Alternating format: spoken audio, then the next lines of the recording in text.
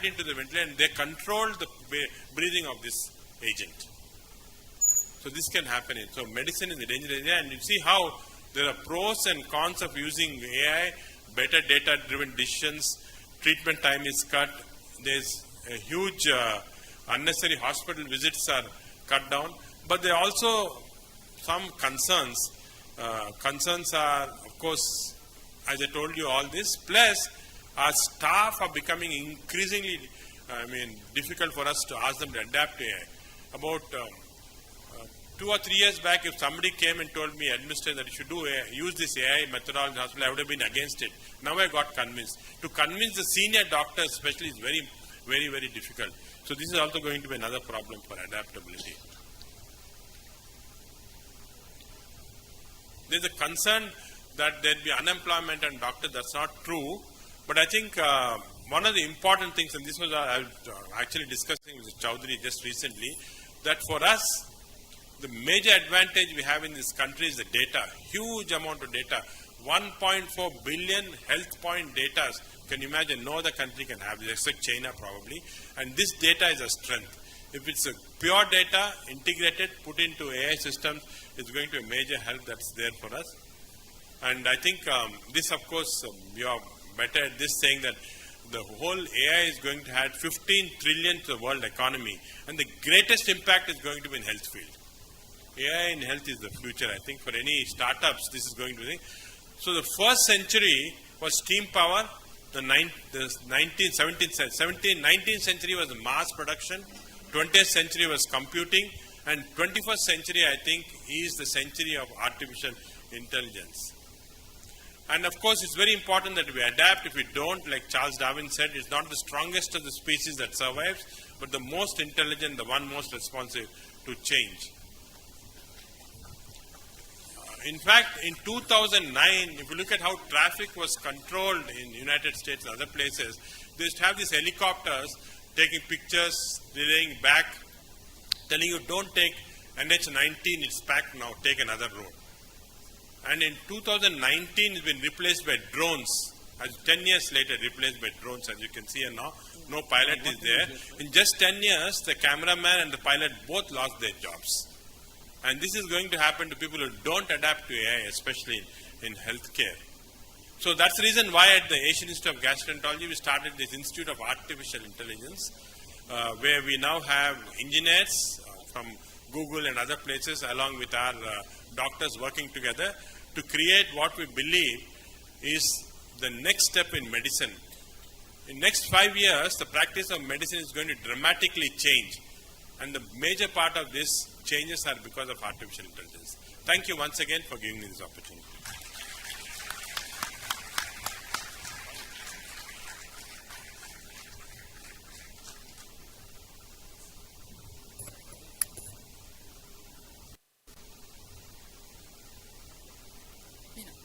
It's good. Thank you, Dr. Nageshwar Reddy Garu. Good morning to all of you. I am the patient of Dr. Nageshwar Reddy Garu for the last, more than 30 years. When you were in Medinova, I used to come to you. And all these years, whenever I go with any problem, I used to get a lot of gastroenterology related problem, because the Rayalaseema people, we eat a lot of spices. Maybe that was the reason. But I used to go regularly visit him when he was not this famous. Now he is internationally famous.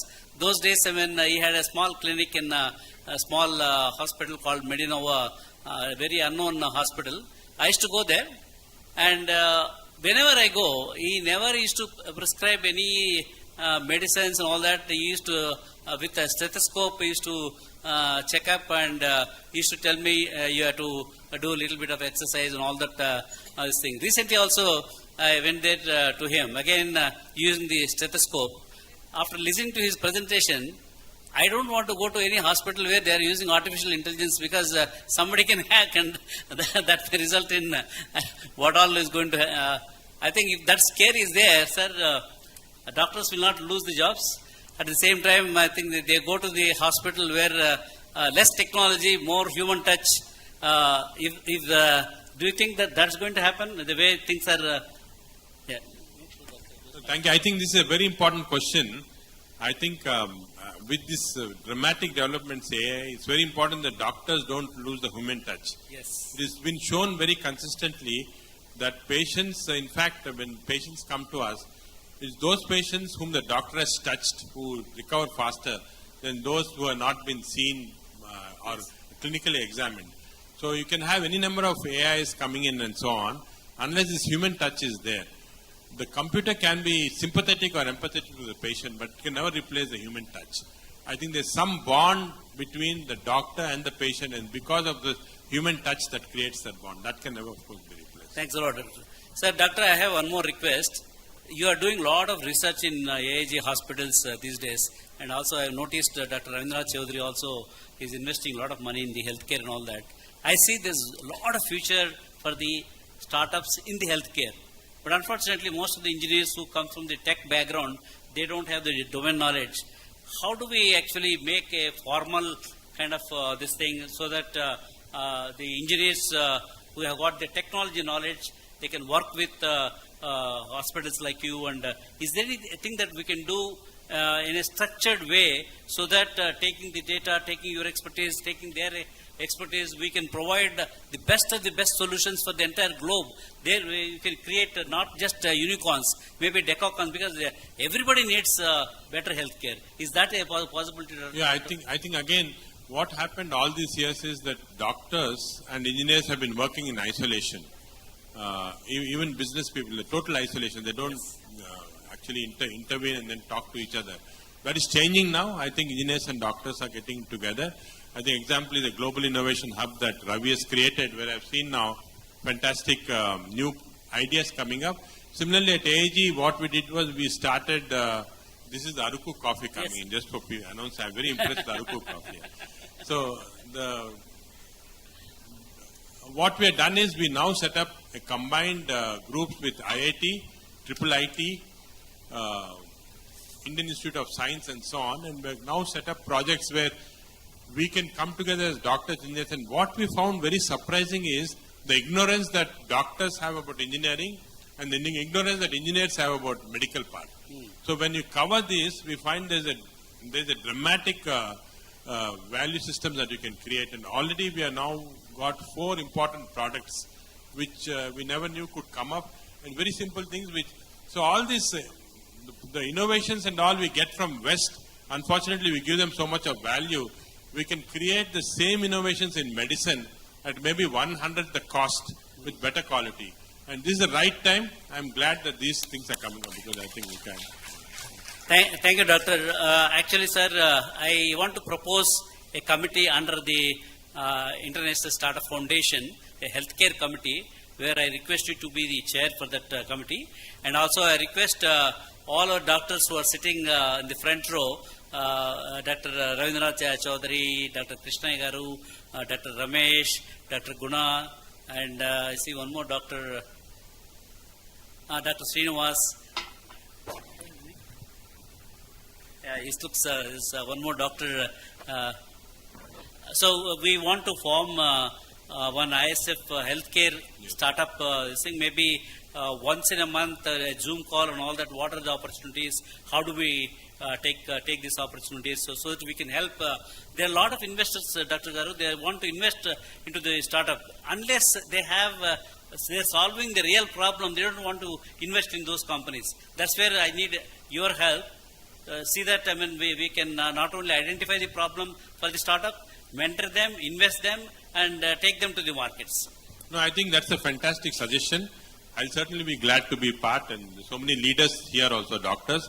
I think we can all come together, and what we can create is one of the world's best startup platform. Yes. We have the capabilities and we can do it, and we'll do it. Thank you so much, sir. Thank you so much.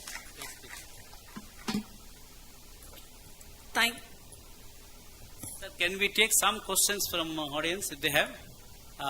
Can we have mics given to them? Thanks.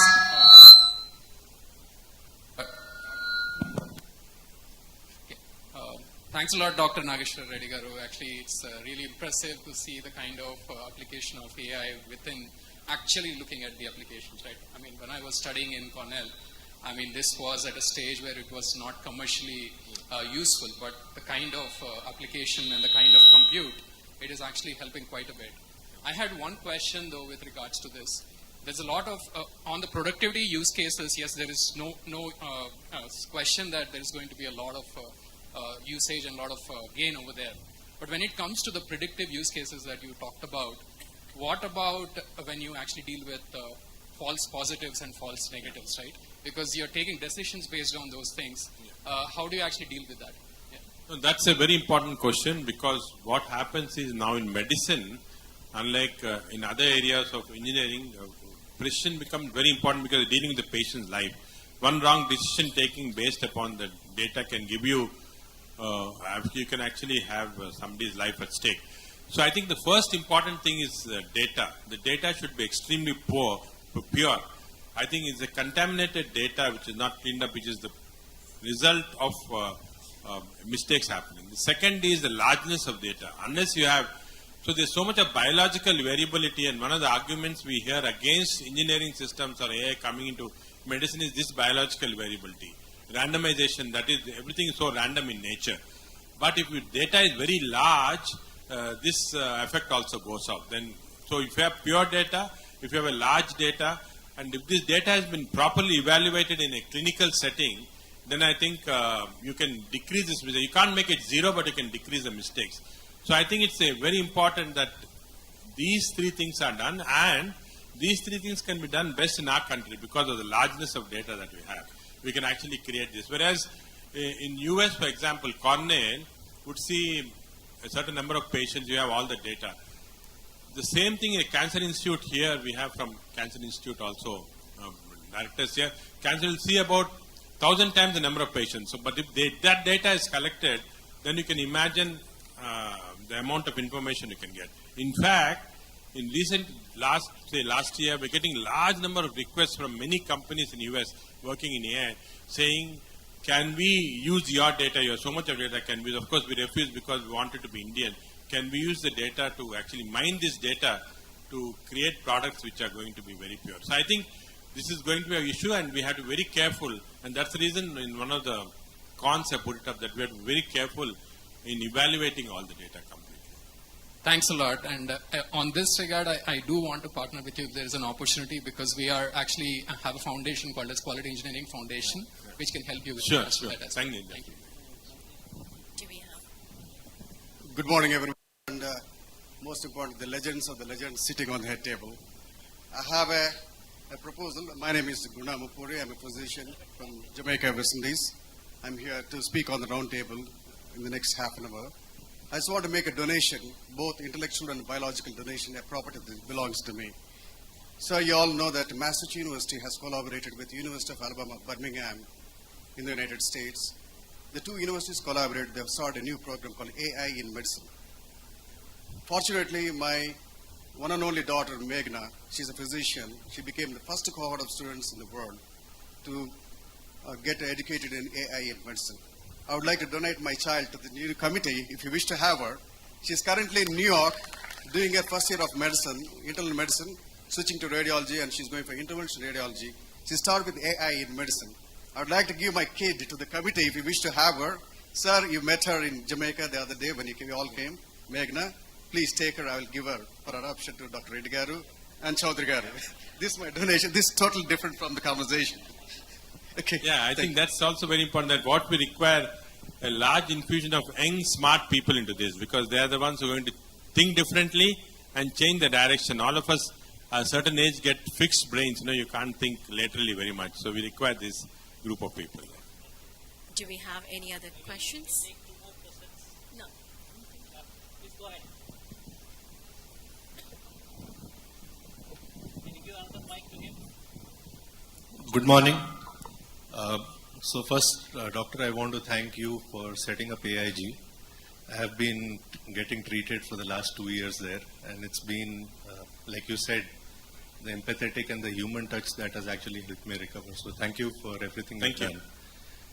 The question I had is if you look at the data sets that are generally available in India, I have been part of healthcare companies, and when we look at trying to run any analytics or trying to do anything, we get data which is not relevant to India.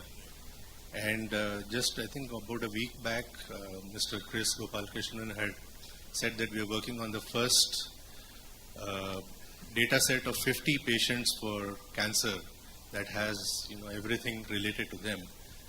Is there something that, since I have seen the scale of AIG, is there something that can be done to make a data set of some X number of people available so that it's published and then it can be made available to any startup that wants to work on that area? Yeah. So again, as I emphasized, this is very important that the data sets that we get in should be very pure. And as doctors, we're not used to the importance of this. As a doctor, I see a patient, I want to quickly come to the diagnosis, give some treatment, see patient gets better.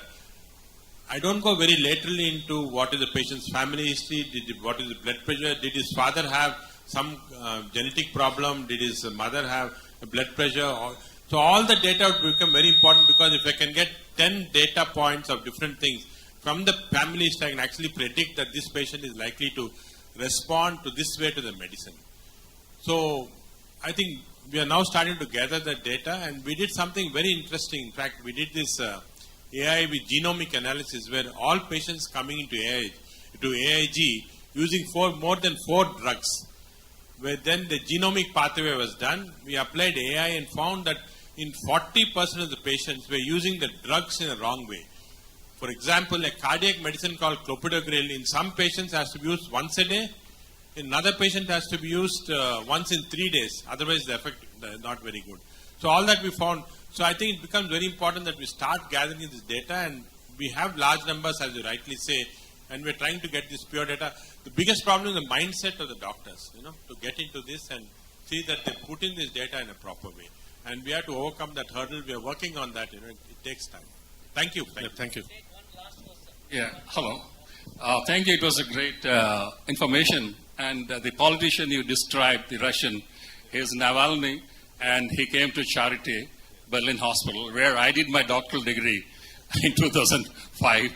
So, yeah, they had a mall there, and that is how they did this Navalny thing, how they tried to control the whole thing. So, just to ask, this is where in Germany we already did from Fraunhofer Gesellschaft, this is Europe's largest application-oriented organization, and we have 11 institutes working on medical field.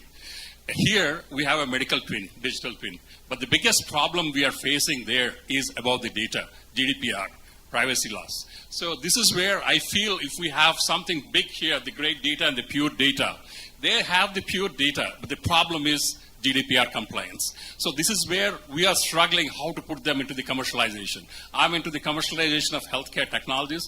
Thanks to Jaya Garu that he proposed a ISF startup, especially in the healthcare domain. Germans are doing wonderful, but it would be great if we can really collaborate, bring the technology, say, hey, here is something we can comply with the GDPR, which is much more easy here. So what would be your suggestion to take it forward, sir? Yeah, I think this data privacy is going to become very important. In the West, it's very, very important. Fortunately, it's not so much here because as Indians, we're a little more liberal on that. But ultimately, we have to get regulatory bodies into this and say what constitutes the data privacy. Unfortunately, I was recently talking to one of the union governments, talking about this, what type of... We were not aware at all. He didn't realize that AI requires certain regulatory things and start thinking about it. Because even in Western countries, it's still in a very early stage. You have to think about it. Otherwise, you'll get into this problem like AI making a mistake and who's responsible for this. In the data privacy, it goes out somewhere, your data of some important thing goes out somewhere, because many companies, pharma companies are looking for this type of data. So unless we have strict data privacy laws, we get into problem at some stage. Thank you very much. If we have more questions, please. Sir, this is Seshadri, and we are in many podiums. Of course, I'm with my mentor there. AIG to me, I think you sensed earlier, AI in gastroenterology, anything was that? I think you predicted earlier. Basically, I'm also been your patient, sir, 2 years ago, and I came in there. Then there was a suggestions to medicines. I was suggested to change my lifestyle. And the lifestyle is, I'm now part of ISF with my mentor Guruji. I'm not seeing anything there. I don't remember all of that. I just want to kind of give you a kind of that time. Everybody was giving medicines. I tried to do my bit, and I hope with my mentor here, with all of you doing my bit. Second thing is, of course, as Dr. Raja mentioned, I'm going to be part of next into the European Union. We really wanted how we can, some of the pointers, how we can take this more promotion of this committee, what my mentor predicted, and how we can take this to the European Union. What is that in terms of the compliances, other nuances that we can take it to the whole committee there to project more what we are doing in India. Thank you. Thank you. Thank you very much, Dr. Nageshwar Reddy Garu. We truly appreciate your insights on how the fusion of technological innovations are progressing in today's era of artificial intelligence and its implementation, creating positive impact on the mankind. Thank you very much. Now the felicitation by Dr. Jay Chaudhary Garu. Please give a huge round of applause.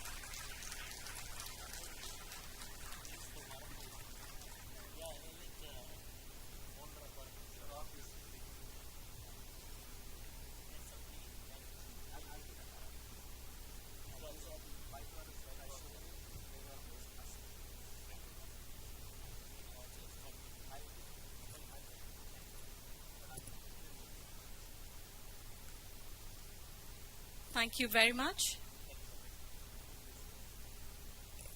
Up next, I would like to invite for the healthcare round all the esteemed panelists. We have Dr. K. Hariprasad Garu, Group Chairman, Quality Care India. Dr. Ravindranath Chaudhary, Owner, Global Hospital. Dr. Kurupati Krishnaya, CEO, Baswat Kumar, Indo-American Cancer Hospital. Dr. Guna S. Mupuri, Founder, CEO, Indus Pharma. Dr. Srinivas Chilukuri, Radiation Oncologist, Apollo Hospital. Welcome onto the dais, sir. Dr. Ramesh Kekunaya, Network Director, Technology Innovation Director, the Child Sight Institute, LVPEI. Ram Chilukuri, former founder and CEO, Semantic Bits. Dr. Vishwanath Duputla, Vice President, Biopharma Innovations and Biomanufacturing, IKP, Knowledge Park, Chenam Valley. I would like to hand over the stage to Dr. K. Hariprasad, the Group Chairman, Quality Care India, who is the chair of this session. Over to you, sir. Thank you, and good morning, everybody. I think Dr. Nageshwar Reddy made the task of this panel very simple and easy, because he dealt with AI in healthcare in a very nice manner, in a detailed manner. So I don't think there's any dispute in terms of what AI is going to do in the future in healthcare.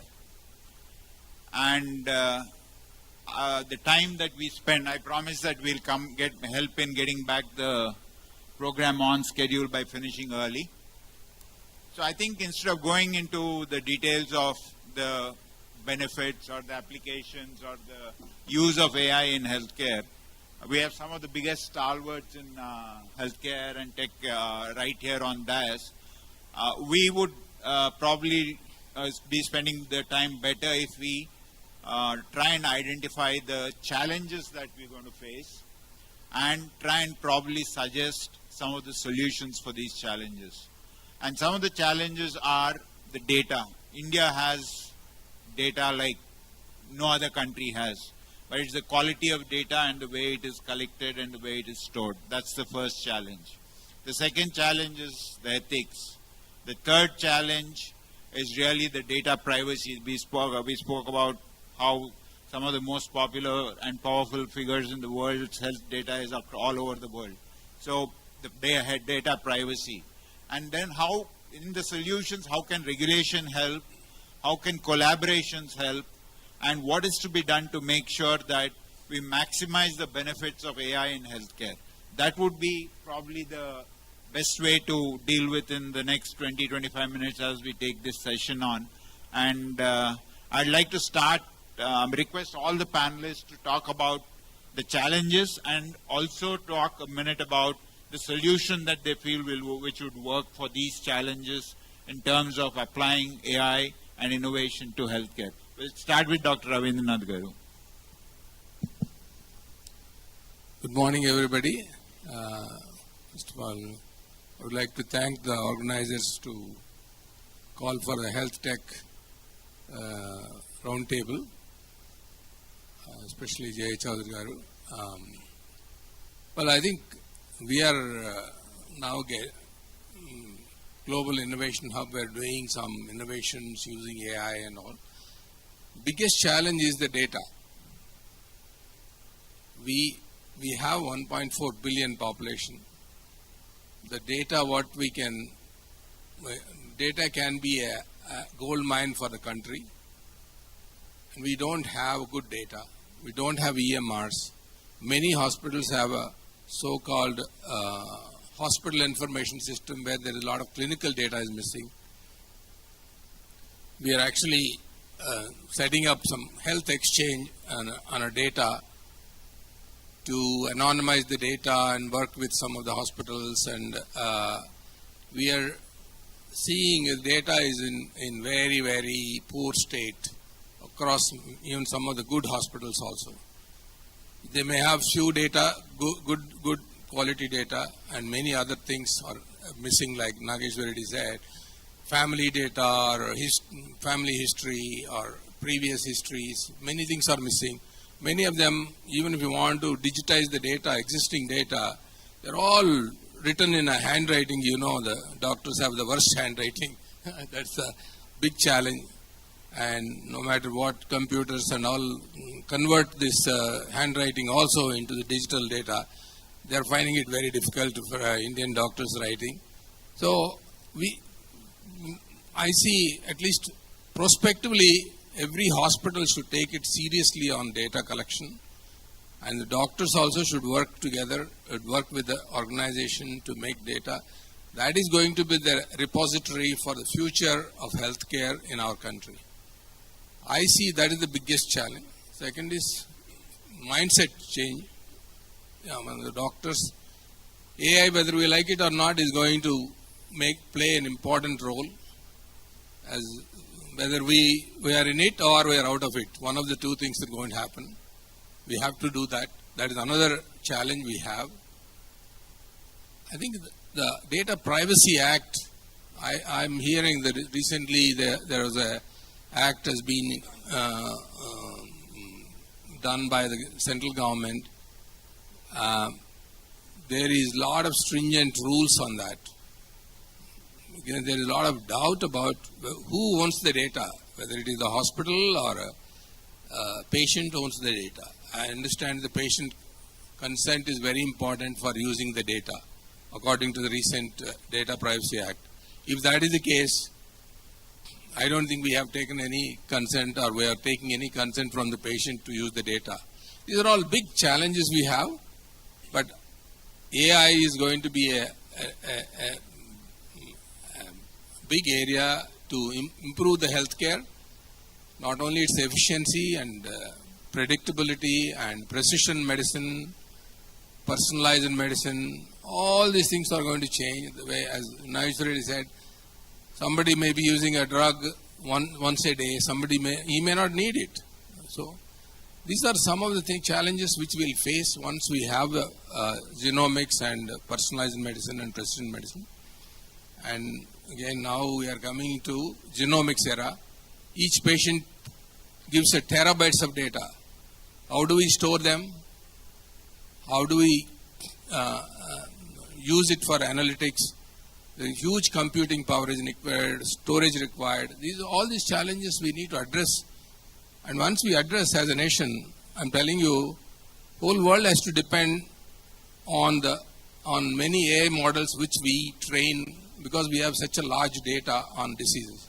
So I think with this brief, I'll pass it on to next colleague of mine. Dr. Ravindranath brought up a very important issue that we in India are coming up with this Data Privacy Act, which is passed, and right now rules are being formed for that.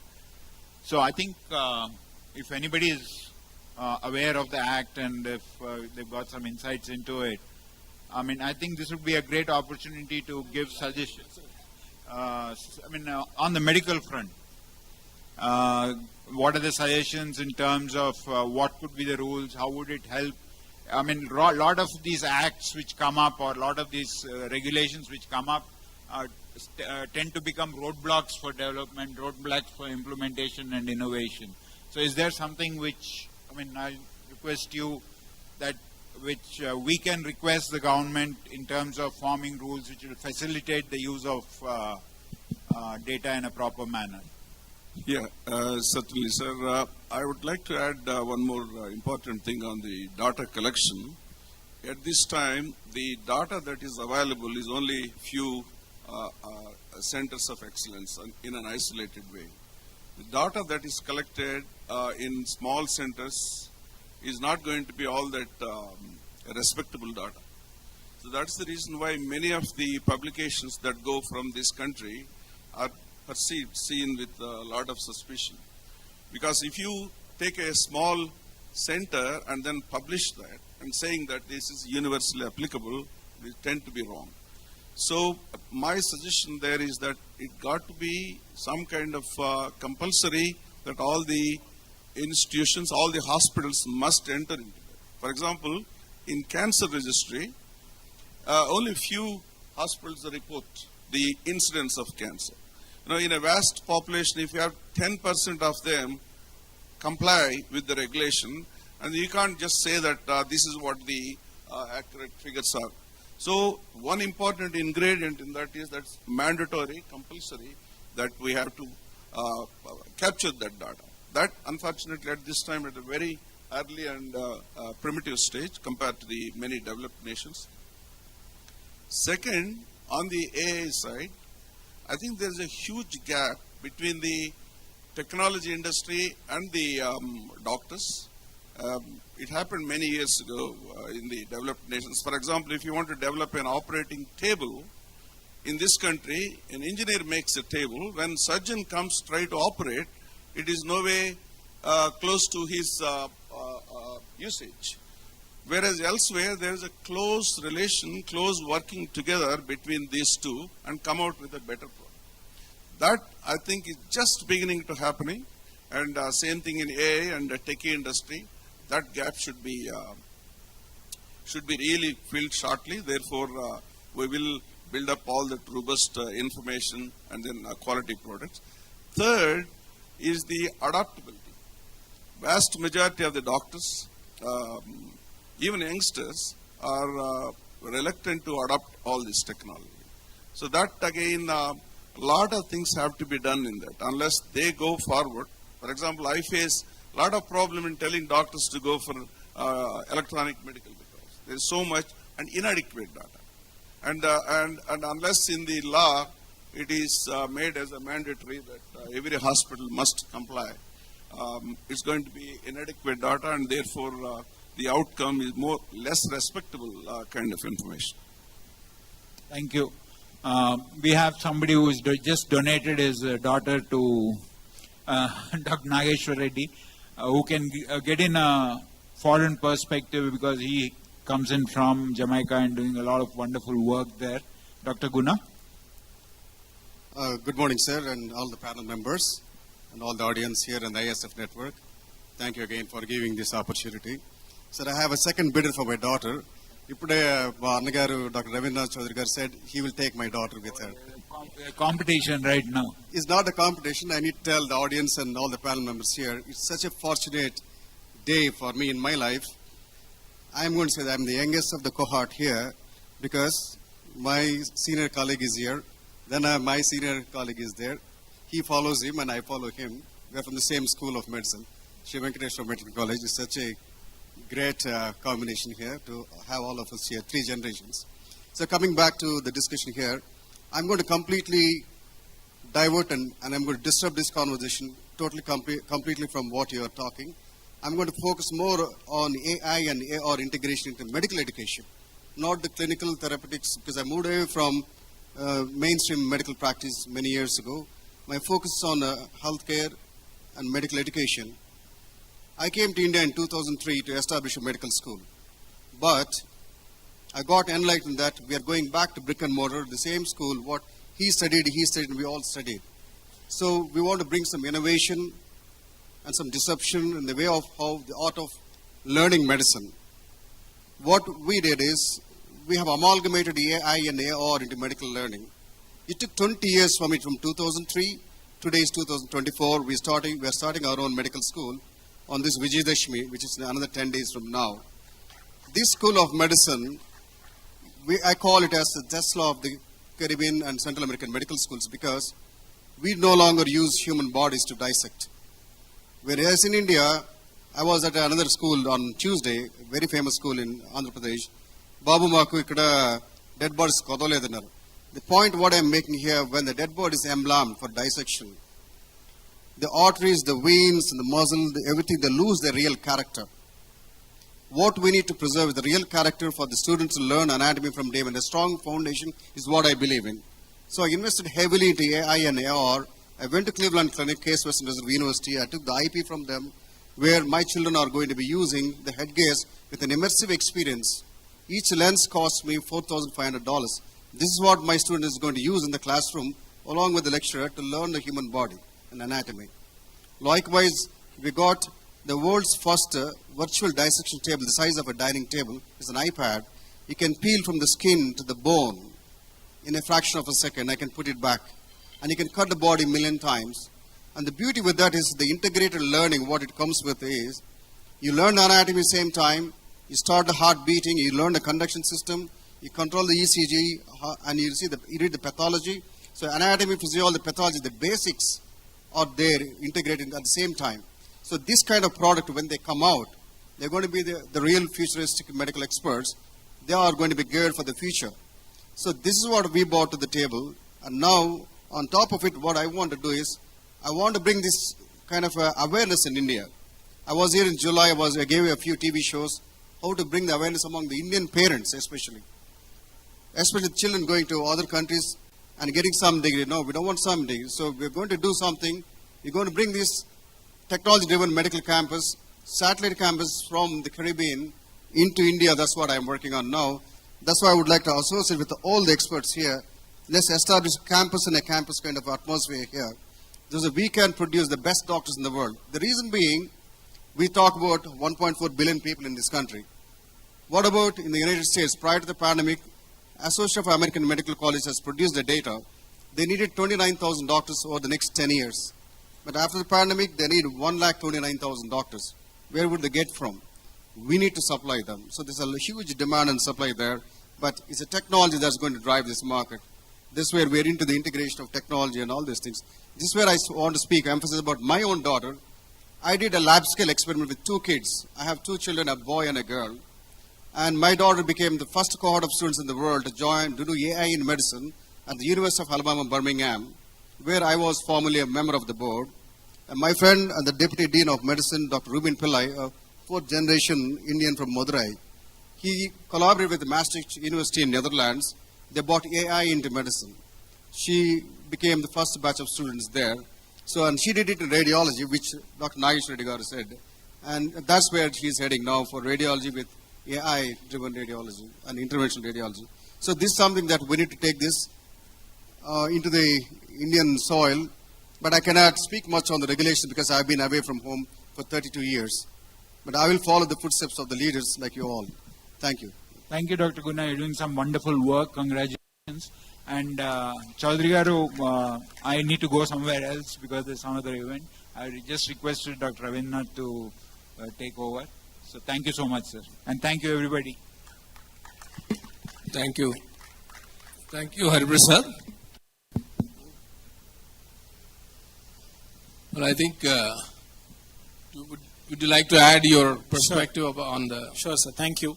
I'm an oncologist and I have a small oncology startup in rural Maharashtra.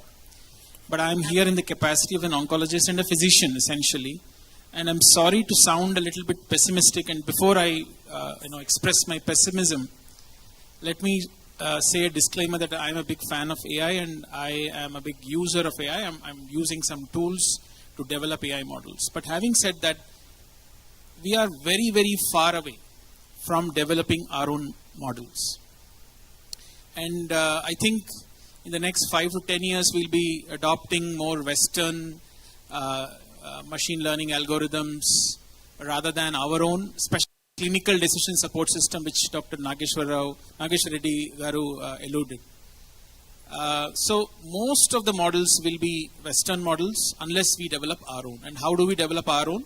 We need to include our own set of data in tweaking these models to make them better suited for Indian patients. And where does the model come from? Data. And everyone expressed that data is a problem.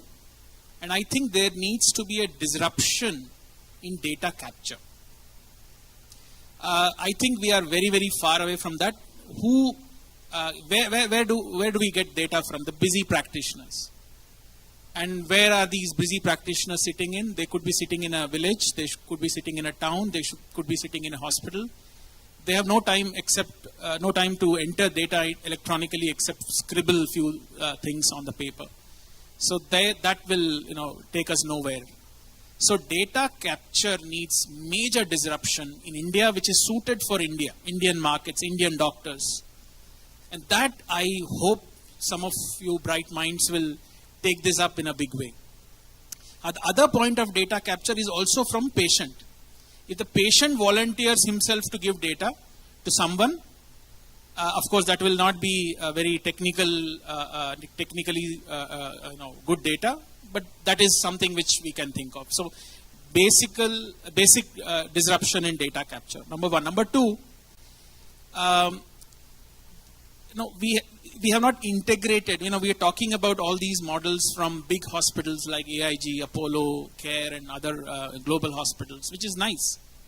But what about majority of Indian healthcare happens in private sectors and in rural areas and informal healthcare sectors, small clinics, nursing homes?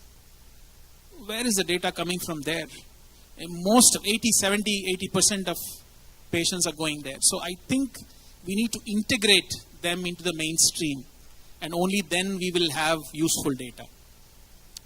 Apart from AI and healthcare, people talk about moonshots for cancer. As an oncologist, I can say we are, up there comparable to Western democracies, Western economies in terms of the healthcare innovations, etc. But we also lack basic access to healthcare for a lot of rural India.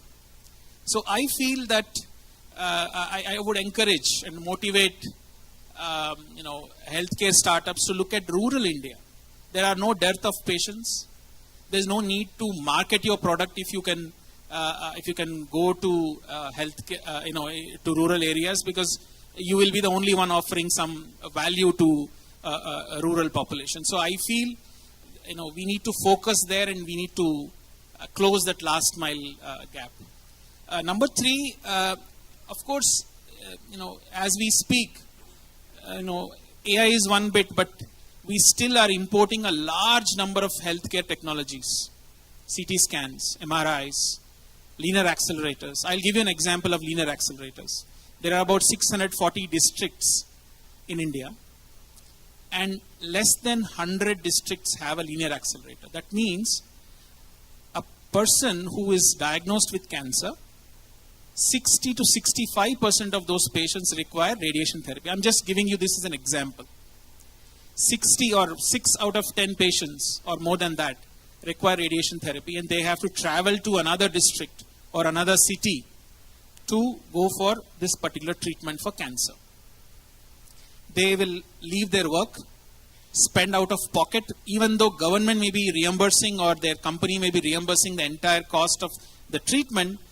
he may lose, work days. He may have to spend a lot of money out of pocket for food and logistics, stay, etc., etc.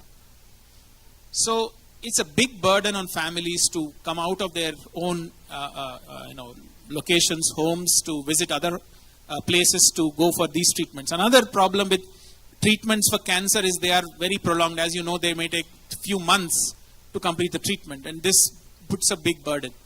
So these machines have to be there closer to their homes in their rural areas. And government, unfortunately, is, of course, looking at many, many aspects. But healthcare technologies, most of them, we are importing. And government imposes nearly 30 to 40% import duty on all these equipments. And unfortunately, we are not making them in India. So healthcare startups need to make these technologies made in India so that import duty can be avoided. And of course, I urge the government or the policy makers, if someone is here, to ensure that we could reduce the burden, import duty burden, for especially those startups or small hospitals which are focused in rural areas. So these are my suggestions and challenges. Thank you, Dr. Srinivas. Would you like to give your perspective? Yeah, thank you, Dr. Ravindranath and ISF for this opportunity. I work and practice in Agri-Prasad Eye Institute. I completely agree with the point that data is important. More than data, I just thought that typically in India what happens is, I also worked in in US I was working. In India, typically what happens is, even in district place or even in urban area, doctors who are busy, they get busier and busier and busier. It's not that the other way, because 10 years experience, you become 10% busier, probably 20% at 20 years. So there is no time to look beyond what can be done to our country and our patients. This is not only in one specialty, it happens in every specialty. Suggestion number one is some of the doctors who are interested in AI or product development, we have to invest time. This is most important. It's not possible for all the doctors in India, but whoever can, they have to give that 20% or 10% time to collaborate. Because artificial intelligence, what it makes in simple words is, if Dr. A, Dr. B, Dr. C, some patients always selects Dr. B because he or she is extremely good. After using AI, can I make them equivalent? This is what we should think, so that we can give more time to that doctor and their pattern recognition or the diagnostic ability of that doctor in the future becomes better and better. Obviously, as Dr. Reddy said, human touch still is important. But as a foundation for the future doctors, we can help through this. Most important thing, because in Agri-Prasad Institute, we adopted this technology innovation close to 11 years ago. We have an AI wing, we have a startup incubator wing, we have an electronic medical record wing, and we have a product development wing. What we learned in the last 10 years is we are making baby steps. We are not there completely like Western hospitals. What we thought is that we have data from electronic medical record. I completely agree. Somebody suggested that the data becomes less and less when you go out of center of excellence. So this data, once we have it, there is something called GIGO, garbage in, garbage out. So your data has to be varied. For example, I am a pediatric ophthalmologist. We are looking at the prediction pattern of 3 lakh children with myopia. Over 10 years, we have a data. We collaborate with the data scientists. We have in-house engineers as well as data scientists. Sit with them to repair that data or clean up that data. It took 6 months. Now we have a pure 3 lakh children who have myopia. We have seen them for the 10 years. Now, AI is nothing but test, train, and validate.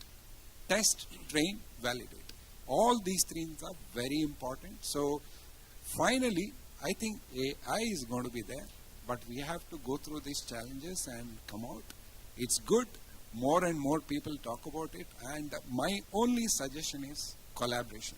I cannot become an AI scientist being in medical field for 25 years. Don't take that shortcut. Work with the scientists and data scientists. They will make the job easier. But as doctors, my job is to create that problem statement and improve this collaboration. So more and more startup, both in AI as well as technology development, if we work together, something major will happen. As Mr. Chaudhary Garu said, we can have this in each of those specialties. I am talking about one tiny department or one tiny organ in the body. This is where I think our country should go. More and more these examples we need to speak and implement. Thank you very much. Thank you, Ramesh. I know, excellent. If there is one institution in this country which adopted AI and discovery, everything, it is the L.V. Prasad Eye Institute in the country. And we all have to be very proud. And there's one institution which can be a role model for the new technologies. It's the L.V. Prasad Eye Institute. And I know so much about the institution. I was on the board for 8 years in the L.V. Prasad. As Ramesh said, it is very important. Each hospital has to store the data, and also we have to collaborate. Just by, I think after one more gentleman, we'll have a discussion on AI and technologies and healthcare. Please go ahead. Thank you. Good morning, everyone. I work at a science park where clinicians, engineers come up with their solutions, and we help them receive funding. Since Dr. Ramesh Kekuni just mentioned about L.V. Prasad, I will take one example, how non-invasive detection and AI-based methods can make a great influence. I will talk about 2-3 examples. One example is called pediatric perimeter. It's developed by Dr. Prem Nandini in their center.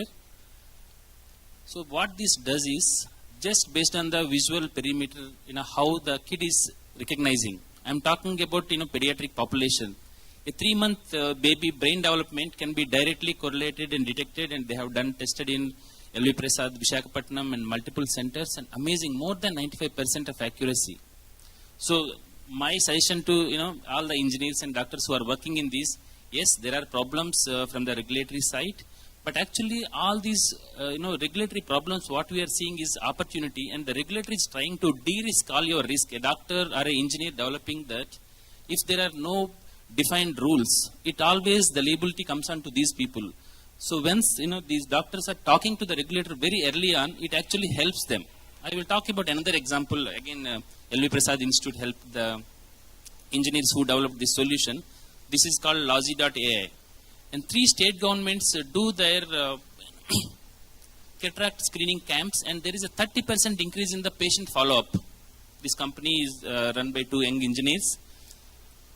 So what I'm saying is, the minute you start looking at opportunities of scale, earlier they used to do like 200 patients in a camp, and now they're able to do 500. And the good thing is, these engineers are getting paid even by the state government. There is always a perception that the AI is all for private hospitals. Actually, the government clinics and remote rural camps are using these, and they received a 10 million screening patients, and government was very happy, because they are seeing the follow-up engagement, and all the data what we are talking is already digitized in these systems. Very simple, image annotation. And good thing is, these scientists have been working, engineers, for last 7 to 8 years, much before all the AI and this came. Another company is again BrainSight AI. Again, amazing engineers and researchers from NIMHANS. My point, every place they always worked with a hospital and a regulator very early on, and they're able to reach the scale. So if you're thinking about any AI-based solutions, start working with regulatory experts and a hospital that can give you a scale. Thank you. Thank you. Well, for all of them speak, we realize that there is so much opportunity in healthcare for disruption. we have not, healthcare has been actually not adopting all the new technologies for a long time. So we have opportunity to disrupt, and we can do that in India very well at a lower cost, much lower cost. In fact, that is one of the reasons why I started Global Innovation Hub, where we're doing some of them. When we talk to some of our friends and colleagues in US or Europe, I just came back yesterday in Europe on Life Sciences and MedTech conference. There are so many innovations and proof of concepts there. The cost of them taking it to the commercial is very, very high. We can bring them and take them to the, because we have data, if we have a data, we can easily commercialize them. We can train some of the models for India also at a very low cost instead of reinventing the wheel. So there is so much happening across the world which we can adopt. So, and some of our, I've been interacting with IITs and IIITs and University of Science and everybody for the last 2 years as pursuit of Global University Foundation. We are all working in silos.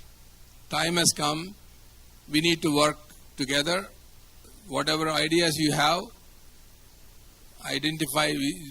Now, I think after today's Nagit's talk and some of the innovations seen in the exhibition, hospitals are also willing to work with all of you, all the young engineers and technologists. We all should work together, and Dr. J. Chaudhary Garu is bringing all of us together through ISF. He wants all of us to work together and disrupt and democratize healthcare. We can bring down the cost of healthcare significantly if we have disruptions and innovations in India. So that is the only way healthcare can be democratized, and we can all work together, and in that way, I think we want to ask.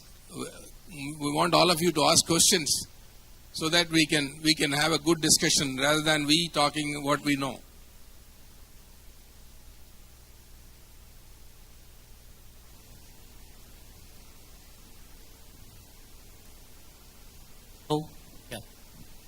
Dr. Garu, what I noticed, in fact, the other Dr. Hariprasad also mentioning, most of the people who live in the rural area, I have seen myself, most of the patients, they go to the local RMP doctors.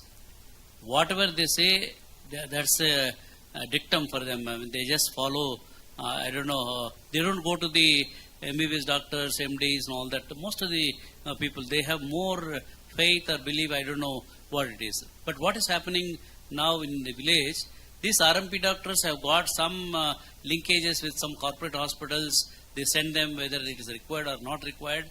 By the time they come back with all the tests and all that, they're actually financially ruined. Is there any way in your global innovation hub, what you have started, can we create some kind of a in vernacular languages, an app or whatever easily can be downloadable? Suppose I speak to the app, I am having this problem and these are the whatever the local tests and all that. Immediately you should say that these are the things with you and these are the probably experts nearby. Suppose they are from Anantapur, nearby this thing. So in Bangalore, these are the hospitals, these are the experts, their phone numbers and all that. Is there any way that we can help them and guide them? Otherwise, they're all getting into the financial kind of difficulty. In fact, patient may die, but the entire family is also getting onto the roads. They're becoming beggars because whatever money they've saved is all gone. So is there any way that we can help the rural patients through some technology intervention, through some medical knowledge intervention, Doctor? Yes, sir. I think it is a great question and great need also in a country like ours. We are working on a model, primary care model, where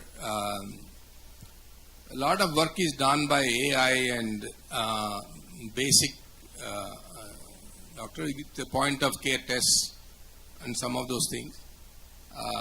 It's still very early stage, and we need some more collaborations in that process. And now a lot of new wearables are coming. It becomes much easier to monitor some of these patients once we have diagnosis there. And you don't need to bring them back to the cities and frequently. There is a lot of work to be done in that area. We have started that, creating even for primary health care, we almost created a EMR for primary health center, where with AI, doctor need not interact immediately after the patient goes in. A bot will interact and all the data will be collected, and the previous data also is retrieved, and the doctor needs to spend a quality time with only the patient in the clinic, so that he will have more time to think, and also previous data also comes back in analyzed way with the AI. So these are all in early stages. We are working on many of these things. Hopefully some of these things will be useful for primary care and rural health care, home health care, and also emergency care we are working on something. From the time emergency ambulances will be equipped with EMR and all the AI models, where whatever procedures they do on the way, it will be connected to the hospitals, so that we don't lose the golden hour. So AI-based protocols are adhered to by the technicians in the ambulance. Right from there, we'll monitor the patient. So some of these things are working on. Can we take up this as a first ISF committee, whatever we have formed? Can we take up this as a one problem to be solved? We'll bring all the technologies to you, and if we can figure out a startup can be incubated, we can get the funding and see that in a very meaningful way. In the next one or 2 years, we are able to solve this and keep on upgrading it, so that all the people in different states also will be benefited. Otherwise, they're all getting stuck. Sure, sir. Ultimately, hospitals are getting benefited, but poor people are they're losing their lives, doctor. I think in the interest of those people, let us take this as a first problem under our ISF committee, and we'll provide a comprehensive solution. Maybe we'll get some funding, some NGOs and all that. Funding should not be a problem, but think about it, and we'll have under your leadership, let's create sure, I think rural health, we'll do something on that along with ISF. Yeah. I'll be happy. I'll talk to our team, and one of the thing is, not only us, there are many venture studios in the country who are willing to work with all of you. Have a good idea in the healthcare or life sciences, you are welcome to, as we will validate if it is a good one, commercially viable, and is going to impact society. We will definitely be able to help you, or ourselves, or we can put you to many other people, or through ISF we can help you to take your idea into a commercial stage. That is something which we are willing to offer you, all of you youngsters. Please do not think that you are alone. We are all there for you. Chaudhary, on the same note, vast majority of people in this country do not have access to decent health care, and they are compelled, forced to go and seek this rather unskilled or untrained personnel. Now, health wearables is one area where you can have remote monitoring, and the next level, telemedicine came here a while ago, but unfortunately for various reasons it didn't take off all that well. But COVID-19 gave a push to it. So it is a well-established entity now that you can give a decent medical advice remotely. With advancing in so many variables, the data to the doctor at a remote area is more dependable, more accurate, and therefore it will be a lot cheaper. Because in this country, there is no system like primary, secondary, tertiary care. many of your patients, what you just said, there are enough statistics to say one unexpected admission can make the patient to either borrow money or sell the assets, tip the balance from reasonably well-to-do to below poverty line. And something like 60 to 70% of patients in this country pay from their pocket. And without knowing where to go, they come to Apollo Hospital for such a minor problem. That division is not there. So, being a tertiary center, the hospital and the doctors would do everything that is available. So, you know, in their part, they're perfectly right, but there is this gap.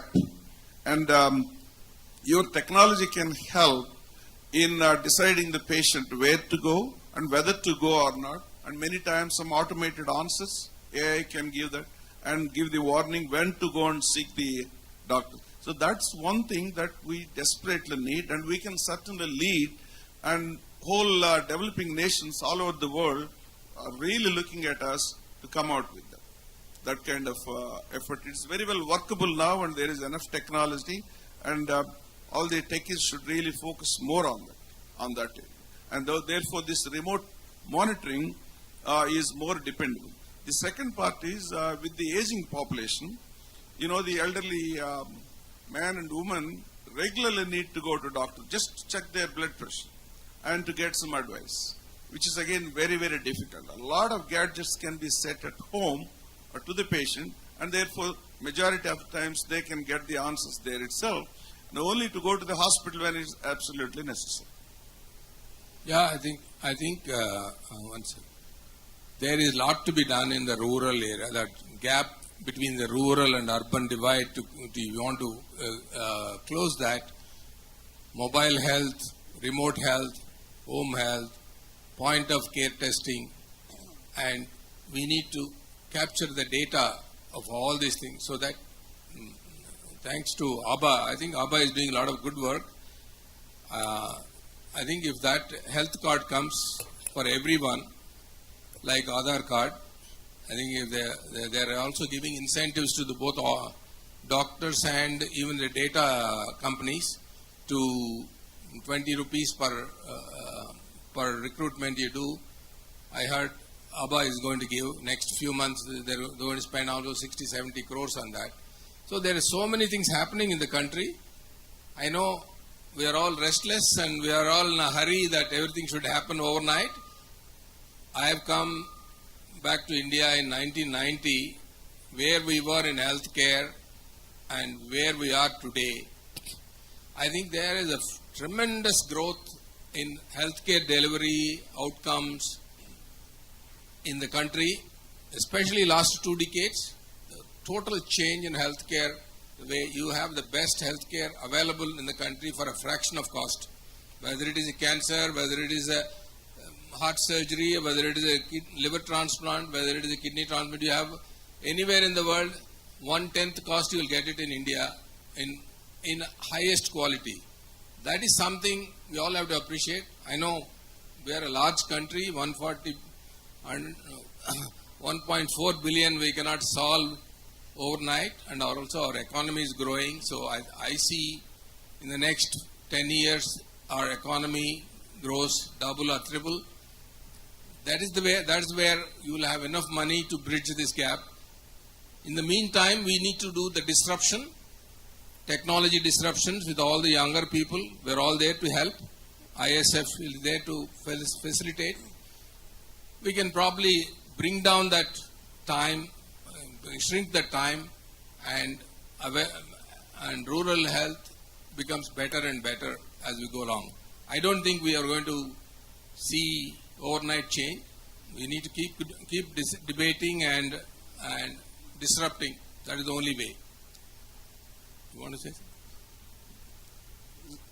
Sir, Chaudhary Garu, you made a very thought-provoking suggestion.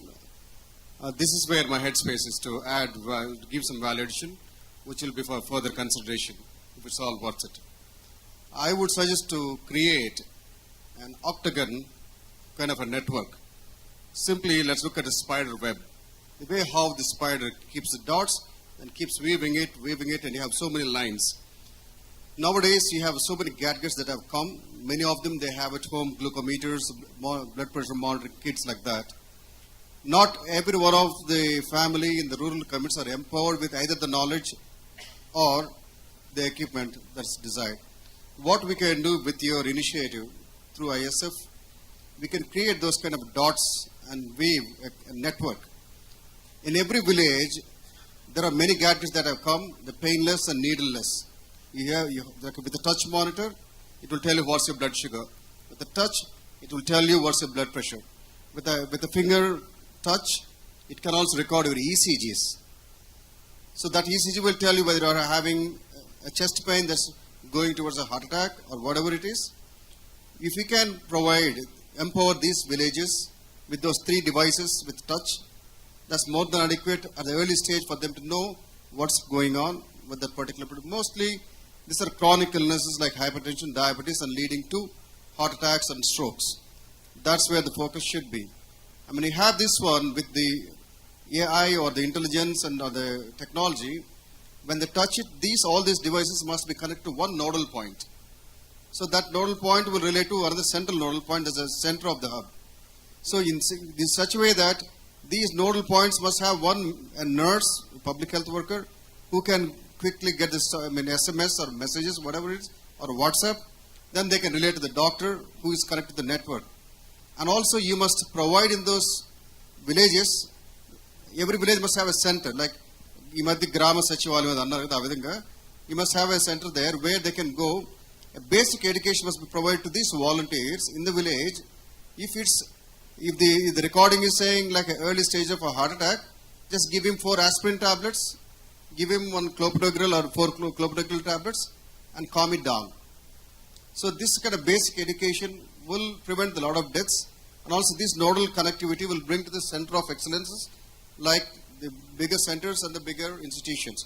This is something that you can conceptualize and think if it's worth considering. Thank you, sir. Thank you. I think we are running out of time. Already we are late. Any 1 or 2 questions? Quick questions, please. Namaste, sir. My name is Rohan Mantana. First of all, thank you so much for your time and all the valuable insights. Thank you, Guna, sir, for bringing in the education side of AI. We are exactly on that path. We created a virtual patient of a human body for anatomy. And when you brought that up, sir, the first word that came into my mind was not competition, but rather collaboration. And I'd like to thank Chowdhury, sir, and ISF to create that environment here for all of us. So we are also working very closely with IIT Hyderabad to build a conversational AI bot, sir, to basically build a virtual patient that helps medical students to practice their diagnosis, treatment plan, and also build their empathy factor during the conversations.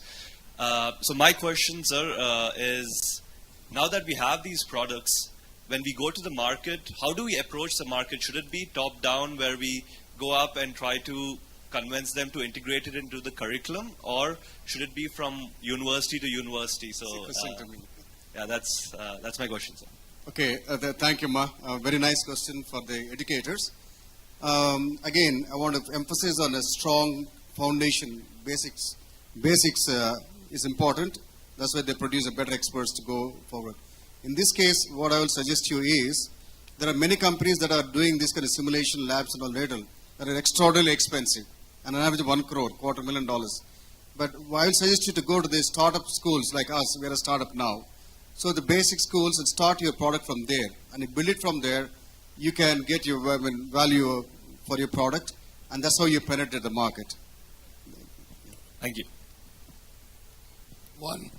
If anybody has got one more question, then we'll stop there. Yeah, in fact, for Rohan, my name is Sanjay Gadale, founding CEO of the Center for Climate Change in 2009.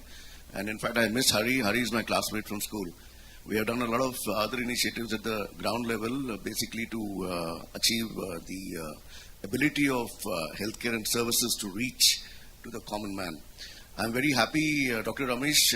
One of the areas that I wanted you to throw some more light on was basically what was done by Prasad to actually reach the ground level through the creation of of small distributed field level interventions, which actually used to get combined with what was previously done by EMRI and HMRI. Could you throw some light on what happened over there? That's the first part of my question. For Jay, I would like to share the fact that in our Satyam days, I'm talking about 2000 plus, with Dr. U. Balaji, you would be aware that HMRI and EMRI were two big initiatives that actually got medicine in the box, and also created a huge network which has gone up to the state level. However, the focus at that time was social entrepreneurship as well as impact rather than commercialization. My suggestion to all of us is that if we get hold of the old knowledge base that has been acquired in those years for the various criticalities that were identified in various societies and various states where the project was taken to, both by GVK as well as with the state earlier, we could use many of our AI tools that are now available to us to actually give us some trends. Why I say this is that way back in 2014, I had actually piloted Vinod Khosla's Alive Core product in India by personally taking it to almost 20 to 30 cardiologists for the defibrillation in analysis of the data of various patients to check on the efficacy of that device. I think please keep it because this is the last question. We're running out of time. Right. So there are two parts of this. My second part is basically something for all of us to just go back and look into our history and start working on that rather than reinventing we'll the take wheel. it offline. Yeah? We'll take it offline. Sure. Ramesh? And the last part is about Alive Core. 200 patients, they take the picture and then connect to the telecommand center, and then we provide a thing. With that, what has happened is we know glaucoma is more prevalent in some district of Andhra. Retinal diseases are more. That way, we are coming with the rural level data. Thank you. That's all I want to say. I think Ramesh, excellent. I know the best pyramidal model in our country, any specialty has, it is L.V. Prasad created that.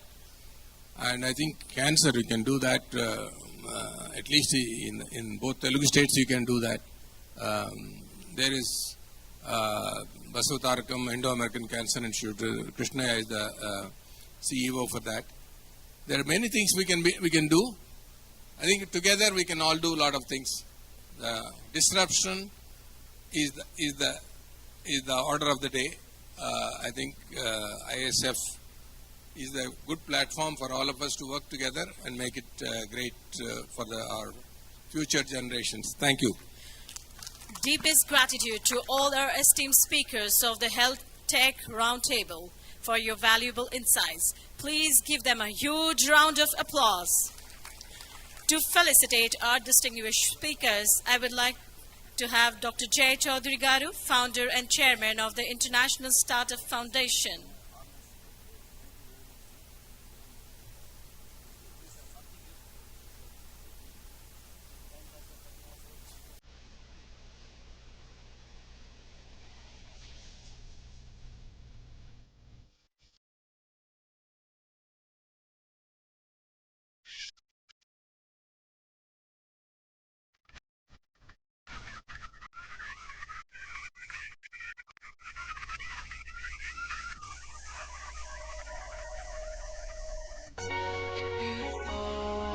Just outside of this forum, I just want to suggest to all the ISF members, participants, and audience and media and all the experts, there has been one man who has been doing this relentlessly and selflessly, is Sri Jay Chaudhary Garu.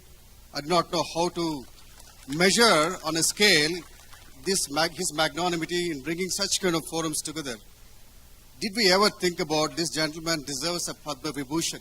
Can we initiate a campaign that next year we need to get this for him? Sir, you deserve a national honor. Yes, sir. Please join this campaign. Thank you very much.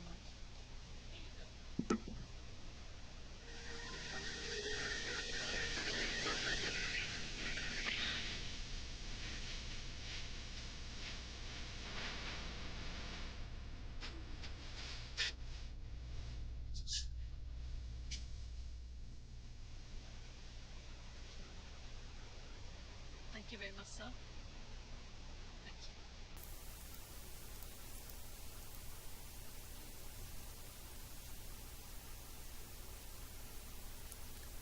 it's time to continue with the most insightful ISF talk. Now we have our next 3 ISF talks which are lined up. And I would like to invite Mr. Amit Gupta, founder and group CEO, Ecosystem Group, and Chairman, TAI Global.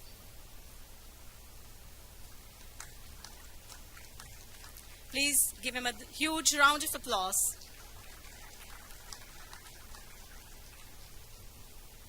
Next we have Mr. Rahul Gauraha, Vice President of New Business and member of Agri-Business Management Committee, ITC Limited. Please give him a huge round of applause. We have Mr. John Livingston, Executive Director, Crossroads Economic Partnership. On behalf of Team International Startup Foundation, I would like to welcome them all on the dais.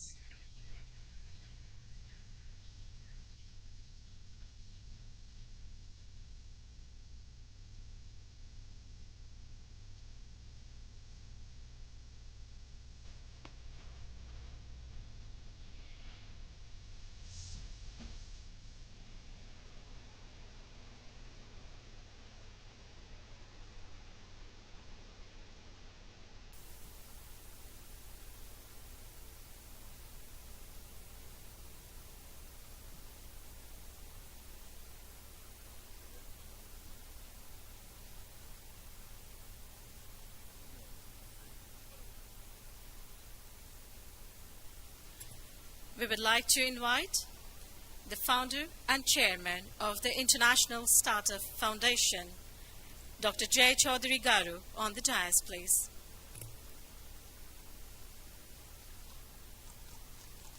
Please give him a huge round of applause.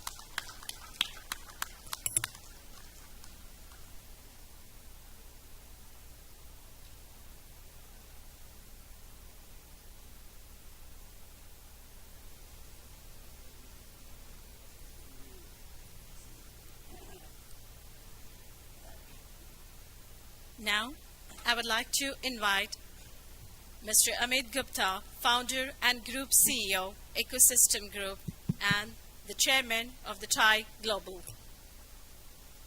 The stage is yours, sir. Well, I think it's a lot to process after the wonderful session, very inspiring thoughts. So I kind of feel like I want to continue on the theme of healthcare and health tech innovation, but I have a job to do. I was given a topic to talk on, so I'll stick to that. But thank you again for this opportunity, and thank you for a wonderful first half today. So, how many here, let me ask a question. Have you ever had an idea that keeps you awake at night? One that's excited you, it scared you, but also maybe made you feel like it's a bit impossible. Is there anyone here who's had that idea? Yeah, I'm sure if you're an entrepreneur, you would have had that. I had that the first time when I was 23 years old. And I'm going to quote one of my favorite quotes from Bruce McLaren. And he said, it would be a waste of life to do nothing with one's ability. For I feel life is measured in achievement, not in years alone. Could I request somebody to close that door, please? Thank you. How many here know who Bruce McLaren is? Anyone? Okay, one person. How many here like cars? How many here know about McLaren cars? Well, Bruce McLaren was the founder of McLaren, the youngest ever winner of the F1 Grand Prix at the age of 22. By the time he passed away testing his, one of his, well, at that time, the fastest race car, at the age of 32, he had already built the world's fastest automotive company, McLaren. So, I think there's a lot of inspiration to take from people. I will share a little bit about my personal journey. That's what I was asked to share. I want to talk a little bit about my learnings through the process, my simple rules, and possibly also share my thoughts on the future of entrepreneurship. So let me start with my personal journey. I actually come from a medical family. So my parents, my father is an orthopedic surgeon, a PhD, and is someone who has carved his own path because he came from a very successful business family but chose not to go in business but to serve in medicine. He met my mother in medical school where my mother was the youngest medical student in the state of Jammu and Kashmir. They actually had to change the law because she had topped the state board. She was 15 when she went to medical school. And she met my dad when they were in medical school. She also had a PhD and was the first woman to do a PhD in anesthesia from India. So when I told my parents that, look, I don't think I want to pursue medicine, and I didn't really have an idea that, in those days, entrepreneur wasn't really a term that was used that often, but I said, hey, I want to do something of my own. That's the term we used at that time. And for me, what worked was, what my father said to me was, he said, you know what, be limitless, go chase your dreams. But just promise me one thing, whatever you do, always do the right thing. And I think that's the ethos I've lived by, and I think it's helped me tremendously. Entrepreneurship, as we often have seen, everyone will agree, all the entrepreneurs say it's a pursuit of a dream. It's often correlated with being very cool. How many people here think entrepreneurship is cool? I will tell you, there are many moments that I don't feel it's cool. Yeah? There are many things about entrepreneurship that we don't talk about. The struggle, the uncertainty, the emotional turmoil, dealing with failures. But you know what? All of those are character building exercises. All of those actually help you become a better human being, a better leader, and in most cases, hopefully find the pathway to overcome your failures to get success. So when I founded my first startup, I was 23, my first tech startup. It did reasonably well. I raised a few rounds of funding. This was in the late 90s, and I did manage an exit. But it wasn't all that I dreamt of. Because as I went through capital raise, I realized the one thing I wasn't very good at was actually figuring out how do you actually keep control of your own company? How do you actually manage money? Because I think one of my shortcomings, I realized much later, was I didn't really understand P&Ls. I had no idea how to read a balance sheet.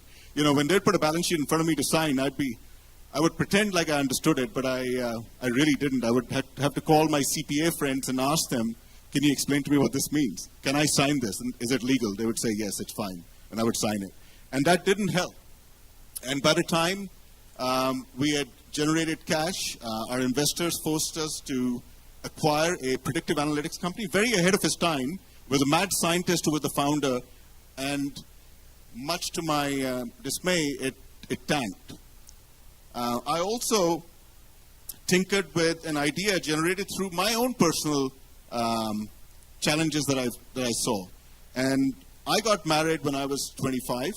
And when I got married, I realized that for overseas Indians, there was a lot to get done when you had to get married in India. Because you had a short window, and you had to organize a lot in a week. And so I thought of creating a website. In those days, for some of you, a lot of you are too young to know what that term means, but I think some of you will understand the term Application Service Provider, ASP. Does anyone remember what an ASP was? This was pre-SaaS days. This was before you had marketplaces. And I built a platform, as corny a name as it can be, shadivivah.com. But it was not a matrimonial site. It was a marketplace to connect service providers with consumers like myself. And then guess what? We launched, we put a lot of money in marketing, and then the dot-com bust happened. And the first thing I did was I said, well, sometimes that's one of the learnings you get as an entrepreneur. Sometimes you have to know when it's the right time to pack up. So I packed that up. I'd already exited my company, and I was fortunate to get an opportunity in an area where I actually pursued that. So it was interesting. I got in the area of technology research and analysis. I worked for, I got a job with a company called IDC, International Data Corporation. They're one of the largest technology research and analysis companies. And guess what? When I got that job, I turned it down because I thought they aren't paying me much. So I went home, I spoke to my wife, and I said, you know what? I feel terrible about this. I couldn't sleep at night. I said, having come as an entrepreneur, and I was in New Zealand, and I said, having come as an entrepreneur, there's nothing better than being in the technology research space that would give me the ability to get a bird's eye view of the market, because that's what IDC did, analyze all the technology markets. And it's a great way to build a meaningful network, because you talk to all the technology leaders. That's what technology research companies do. And I said, this would have been a perfect opportunity for me, and I actually turned it down. So the next day, I called the headhunter, and I said, I want to take that job. And she said, okay, let me speak to the hiring manager, and I'll come back to you. She spoke to the hiring manager. She said, he would like to understand your reasons. And I went and met him, and I said exactly the same thing. I said, look, I've got out of my startup. I'm starting a corporate career. This is an opportunity for me to learn about the industry, build the network. So I want to take that opportunity, and I will make sure this will be successful for me. And he did give me an opportunity. He didn't pay me as much as I wanted. But I tell you what, money is not the most important thing. And it wasn't at that point for me. But it has helped, that investment has helped me tremendously. So, fast track a couple of years, I became the managing director for the business in New Zealand. When all my peers were from other countries, MDs of other countries were growing in double-digit growth, we were growing our business in X's. And that's where I realized that I had the learnings from my entrepreneur life that was put to good use in the corporate world, because I treated it like my business. And I moved to Asia during the global financial crisis from a market like New Zealand to run all of Asia Pacific, because our chairman felt I was the right leader to navigate the business through the global financial crisis. And from there on, I've never looked back. Few years, great years with IDC in Singapore, and I realized it gave me this exposure to all of these emerging markets. And I realized, though, that in the early 2010s, the market was starting to change. With the advent of public cloud, with AWS, the whole technology ecosystem was changing. All the big legacy players were getting either dismembered or they were losing their market opportunity. And you had this emergence of emerging tech companies that were coming up and growing at very, very rapid rates. And I realized, I saw an opportunity that the legacy traditional research firms like IDC, Gartner, Forrester were unable to deal with the opportunity to serve this new evolving market landscape. And that's when I thought, there's got to be a better way of doing this. There has got to be a better way. There's got to be a way that leverages technology to enable that. And that's how I started Ecosystem. And from there on, I haven't really looked back, but one of the learnings that I did get, I spoke to you guys about my shortcoming, which was not understanding P&Ls and balance sheets. One of the things I did do once I understood my blind spot, during my corporate career at IDC, I made sure that I spent enough time with the CFO to actually understand P&Ls and balance sheet. So when I started my startup again, I understood money. I understood how to raise money. I understood how to manage it. I understood the legal aspects of it. So there's always learning in everything that you do. I have a few simple rules around entrepreneurship. And entrepreneurship is simply an act of turning ideas into reality. It's about seeing a gap, a problem, or an opportunity and saying, I can solve that. It's about risk, not just financial, but also emotional risk. I think we talked about the fact that, entrepreneurship isn't always cool, but you know what? It's very fulfilling. And one of the things that I realized, it can be quite lonely too, right? But that's the thing. There's a reason why they say it's lonely at the top. Because when you're an entrepreneur, whether you're a one-man band or you have 100 people or 1,000 people, you are at the top. It is your neck on the line, and it will be a lonely journey. But I've followed some rules to help overcome that. And I'll share some of those. The first one is always to stay the course on your purpose. That has to be very clear. My purpose is always, in life, has always been to help people, whether it's companies or people or individuals, my clients, navigate innovation. Be authentic. Always be yourself. Business is always about people, whether it's customers, employees, or investors. They will appreciate it if you're authentic. And I can tell you from my own experience, you can have the most difficult conversations and resolve them if you're authentic, because people appreciate that. Build relationships, not a network. Do not go build a network. Networks are meaningless. Build relationships. Make it count. So, I have a rule. Don't engage with people for business unless you have a very clear sight on how you want to follow up with it. Because otherwise, you're going to have an empty conversation. No one has time for that. Create your set of cheerleaders, mentors, advisors. Even if they're not in the game with you, you know they're on the sidelines cheering for you. And they're there to give you some guidance. I have one of them right here. Thank you.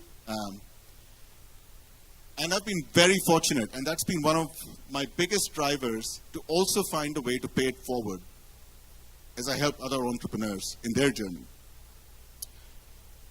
When you have cheerleaders, keep your mind open. Don't let pride come in the way of asking for help. Be hungry, be humble.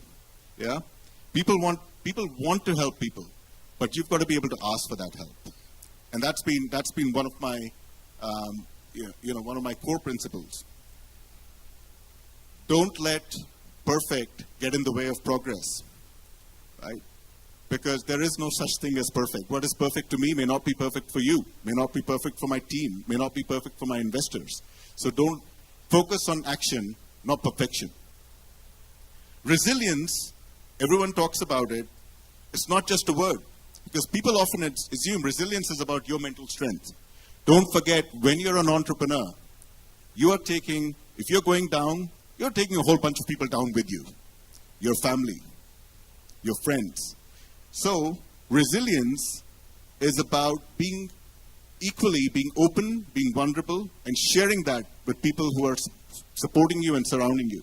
Because when you need help, it is those folks who will be there to help you. So, and finally, in terms of my simple rules, some of you who know me well will know that I'm actually I have to pray every day. And I have my own prayer. When I was 10, my father said to me, he said, Amit, God's your best friend. Have a conversation with him. I didn't know what that meant, but you know what? Since I was 10, I've been speaking to God. So, and obviously my conversation keeps getting bigger because I want to thank God for a lot of things. There are a lot of people around me. There are more people around me and more things around me. So, but to me, a prayer does not necessarily equate to religion. Don't misunderstand me. A prayer is a belief system. Build your belief system. Something that allows you to go out there, step outside, that, in the morning, when you get out of bed, you leave your home, and you step out and you go, you know what, I'll get through this. That belief system is absolutely important. I sleep well every night, despite all the challenges, because I have that belief system. Now, I want to talk a little bit about the future of entrepreneurship as I close my talk. Are you able to imagine a better world through a digital lens? I think we heard a lot about that today in healthcare and longevity. Look, the world is changing so fast. It's hard to keep up. But what this innovation brings is the opportunities to solve real-world problems. And I think some of that we talked about today, some of that you should consider. I'm sure a lot of you are thinking about it, but the nature of entrepreneurship itself is changing now. One thing is for certain, the next wave of billionaires will be AI billionaires. It's already happening. But it's not going to be about building the next OpenAI or the next Google. It's going to be about solving for problems using AI. There is a lot of access, there's a lot of capital available for businesses looking to invest in AI, but that are solving real-world problems. Those working in AI for a long time, are probably ahead of the curve. But I'll tell you what, AI has evolved so fast that anyone who starts today doesn't have a disadvantage, because there's so much learning you can take from others' mistakes. The dimension I think to touch on is the intersection of innovation, impact, and investments. Innovation for impact and the investments that are available for it. The market becomes so much larger as an addressable market, because you're able to target underserved markets. We heard about rural markets in India today. I think one of the panelists mentioned how you could just build a health tech business by going into rural India. So similarly, as soon as you start to address impact, your addressable market increases, underserved markets and underserved segments of society. There's a role for innovation to play in creating impact for that, and there is enough dry powder that's becoming available. You know, as we heard about this at the HealthTech Roundtable, I wanted to share, and I'm very proud of this. So I chair the board of trustees on TIE, and one of my fellow global trustees is a gentleman called Amit Gupta. Amit has just started as CEO of a company called Immunil. They're one of the 8 companies around the world that solves for cancer treatment through gene therapy and cell therapy. It's a company that was co-founded by Kiran Mazumdar-Shaw, and Kiran Mazumdar-Shaw, I'm sure you're all familiar with her. Kiran was also the co-founder of TIE in Bangalore, together with Nandan Nilekani, and it is a business that's invested also by Vinod Khosla. So when you see those sort of opportunities and people taking those steps, you know that the world is going to change around us. You know that longevity is going to become a real thing. And that longevity has to address India, not just the Western world. So it's not really just about solving rich people problems. It's not just about making rich people live beyond 100 years. It's about ensuring that everyone, everywhere on the planet, gets a fair shot at life and gets to, gets an equal time frame that they can be on this planet. An interesting investment model. How many here are actually familiar with blended finance?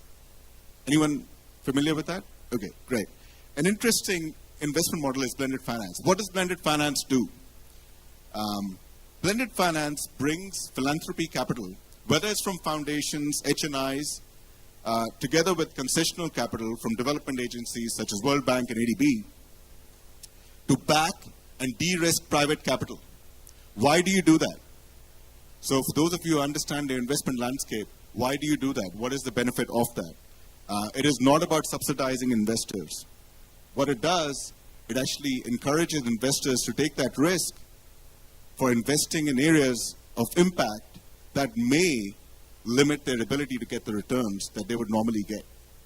And I will tell you, it is a great way to create impact through capacity building, through ventures that drive sustainability, longevity, solving for healthcare, and greater economic inclusion through fintech areas that can actually address needs of rural parts of the world. This is what inspired me to be a part of setting up the Blended Finance Fund, MIIM.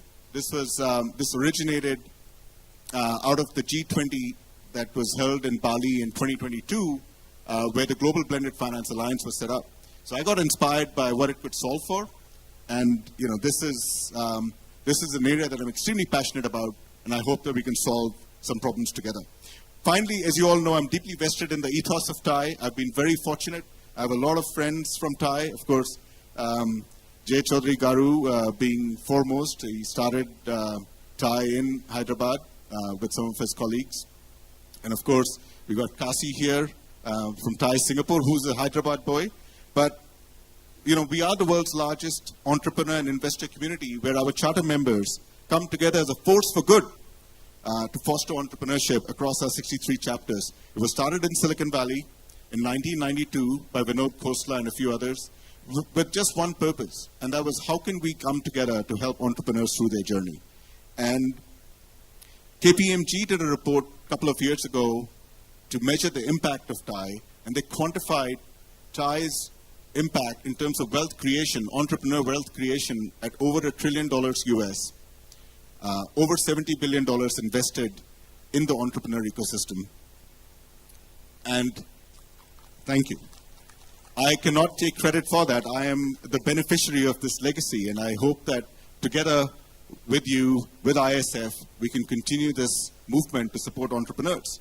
I will end with the fact that entrepreneurship is hashtag good for the world, because it solves, through innovation, some of the world's biggest challenges. So let's make sure that whatever field we're in, let's try and see how we can apply our minds, even if you're not an entrepreneur. Support entrepreneurs, support the innovation, support the journey. Whether you're in academia, there's a lot that can be taken from that. I thank you for the opportunity to share my journey, and I'm very, very grateful. I've had so many wonderful people along on my journey, so thank you. Mr. Amit Gupta, for sharing your wonderful personal and entrepreneurial journey of inspiration. I'm sure our young entrepreneurs would continue to get inspired and keep these values with them in their journey of entrepreneurship. Please give Mr. Amit Gupta a huge round of applause. Up next, I would like to call upon Mr. Rahul Gora for the next ISF talk. The stage is yours, sir.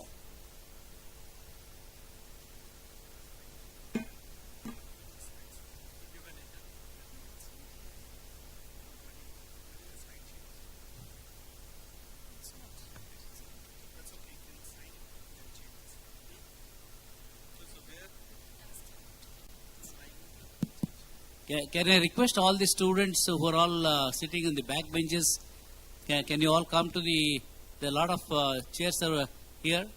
Can you all come? Come to the front. Hello. If you are in the back benches, you'll be, you'll not have future. Come to the front. Come to the front. Occupy a lot of chairs are empty here. Please come. There also, that corner. Get up.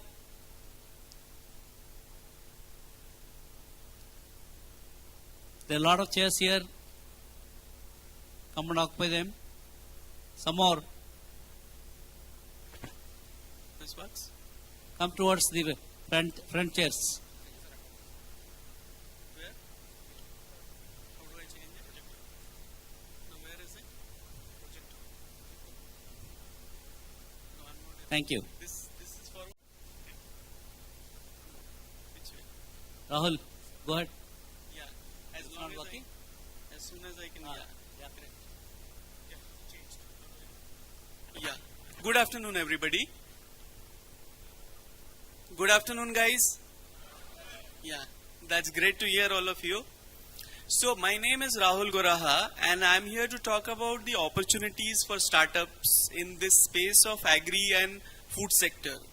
So last 2 decades I have been in this space. I've been in 2 different businesses in foods and then in agriculture. And last 3 years I have been building ITC Mars, which is a digital platform which is transforming our agri-business. And as a part of ITC Mars, I have closely interacted with 50 odd startups over this last 3 years or so. So I can say with a lot of confidence that for anybody trying to build something new in this space of agri and food, there has never been a better time to do it than now. And why is that? Right? So we all know that this space of agri and food in India is a big space, right? It's almost $1 trillion in size, right?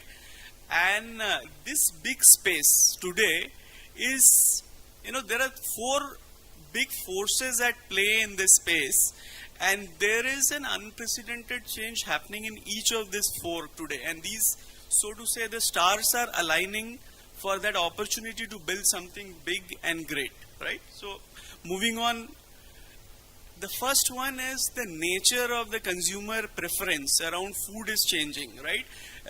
Almost the entire first half was around something on this theme, which was around health and wellness, right?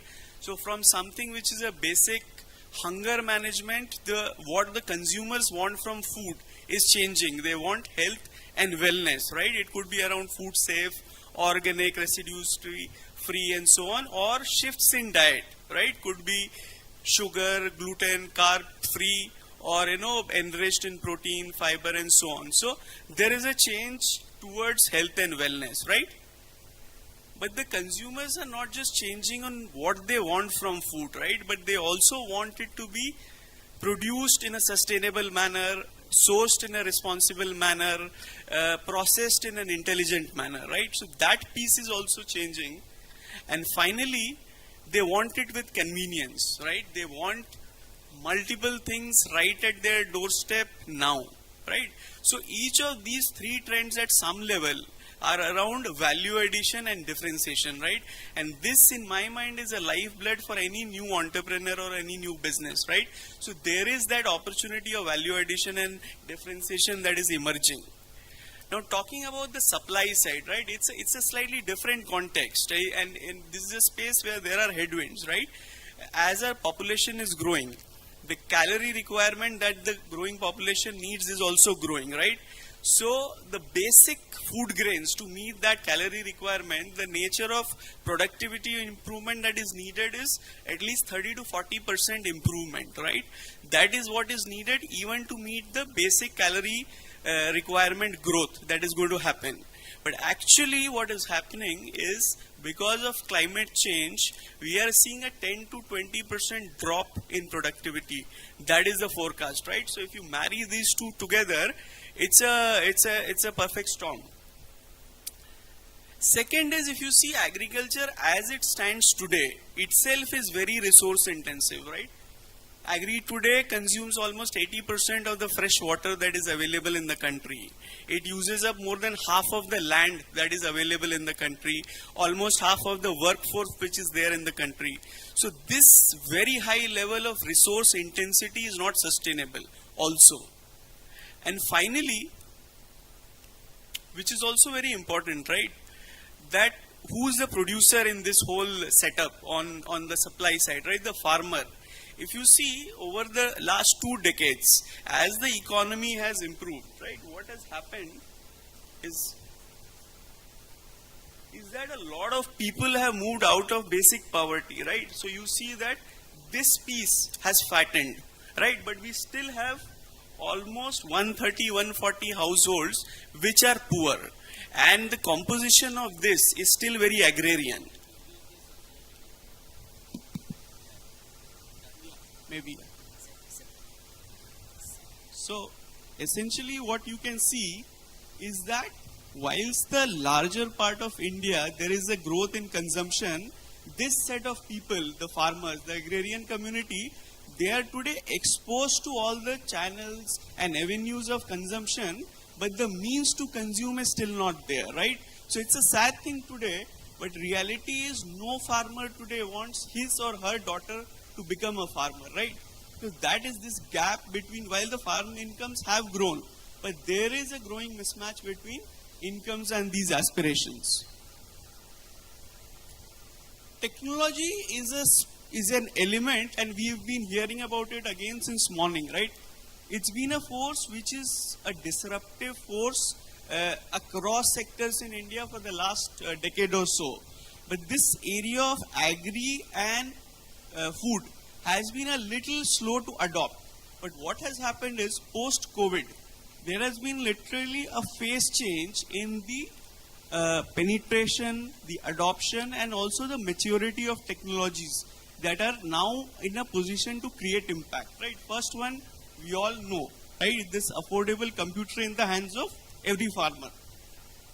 What it essentially does is, in agri, there is so much of diversity that there is nothing called a best practice. There is only a right practice, a practice which is right for the farm, the farmer, and that condition at that point of time, right? So what is now possible is to be able to personalize solutions for the farmers. The second big piece or the second big challenge that was always there in the space of agri was around this information asymmetry, right? So information asymmetry is for a farmer both spatial and temporal, right? Where do I sell? Which is the best place to sell? Is a spatial. And where, when do I sell? What do I sow so that 6 months down the line when I harvest, I get a good realization, right? So this spatial and temporal arbitrage is what is getting solved. The second piece is what we keep hearing, that a fundamental problem for farmers and this whole space of agri is the land holdings are small. But what is becoming possible through agri, through this tech, is that this aggregation or collectivization of farmers through platforms.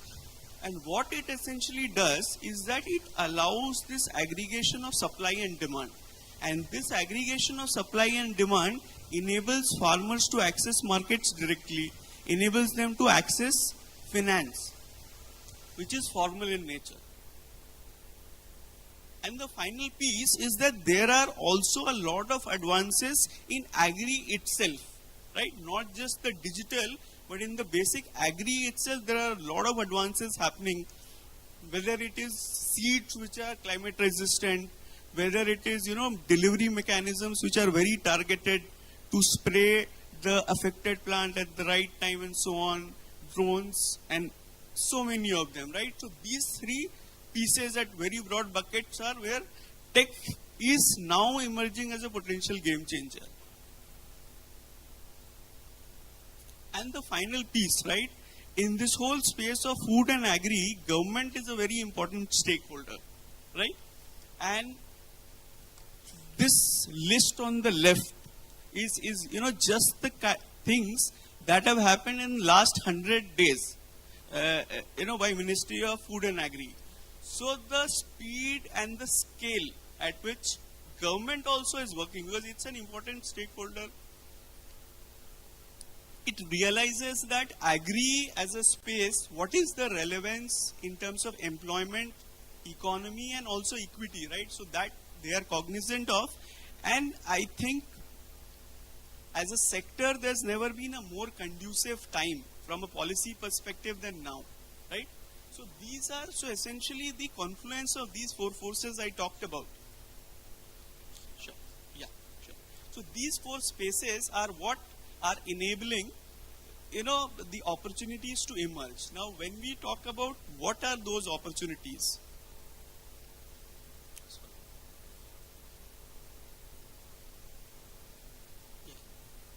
see, this is a good canvas to lay out the opportunities. Now, anybody who knows this space of agri knows there can't be one single value chain, right?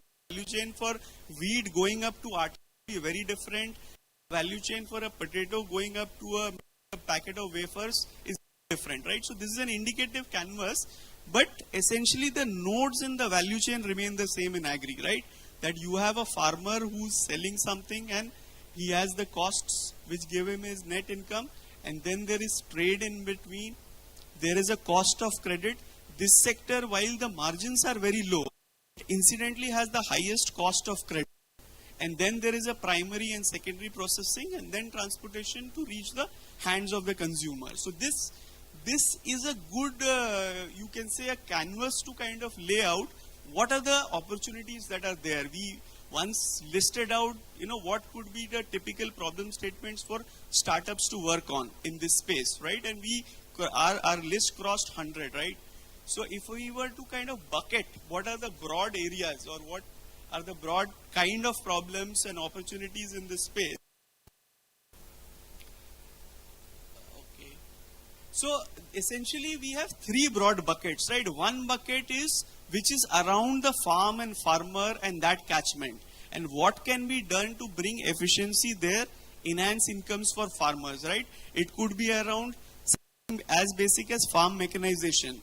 But how to do 1/10 or 1/50th the typical farm size, right? So many of the solutions on mechanization are designed for large farms. But how do you have mechanization for Indian farms which are small, cost effective? Biofuels is a big space which is there at a farmer level. And then moving on. And these are the other two buckets which are essentially there, right? That where you can have opportunities around.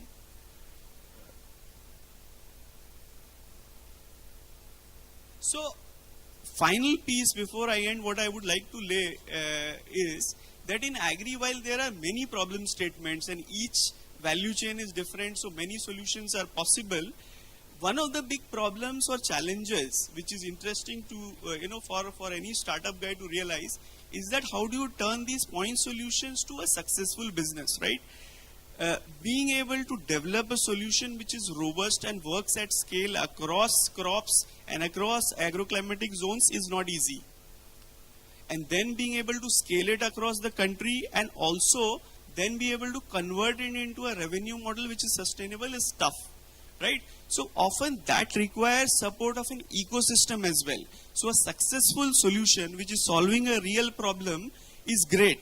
But for it to become a viable business also needs an ecosystem, right? And some of these ecosystems that are there today are what are necessary for a startup in this space to work. As a part of ITC Mars, also we do some of it. We work, as I mentioned, with a bunch of startups, so happy to engage with any. We have a big presence both physically and digitally, to happy to engage and mentor and support any startup. The program that we have is what we call plug and scale. And the idea essentially is that how do you help a startup refine the solution, work out and experiment the business model and then scale. So that's it from my side. Thank you.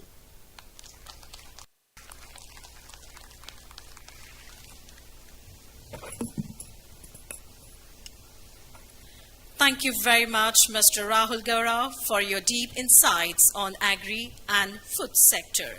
Please give a huge round of applause to Mr. Rahul Gaurav. Thank you. Up next, I would like to invite Mr. John Livingston, Executive Director, Crossroads Economic Partnership. Stage is yours, sir.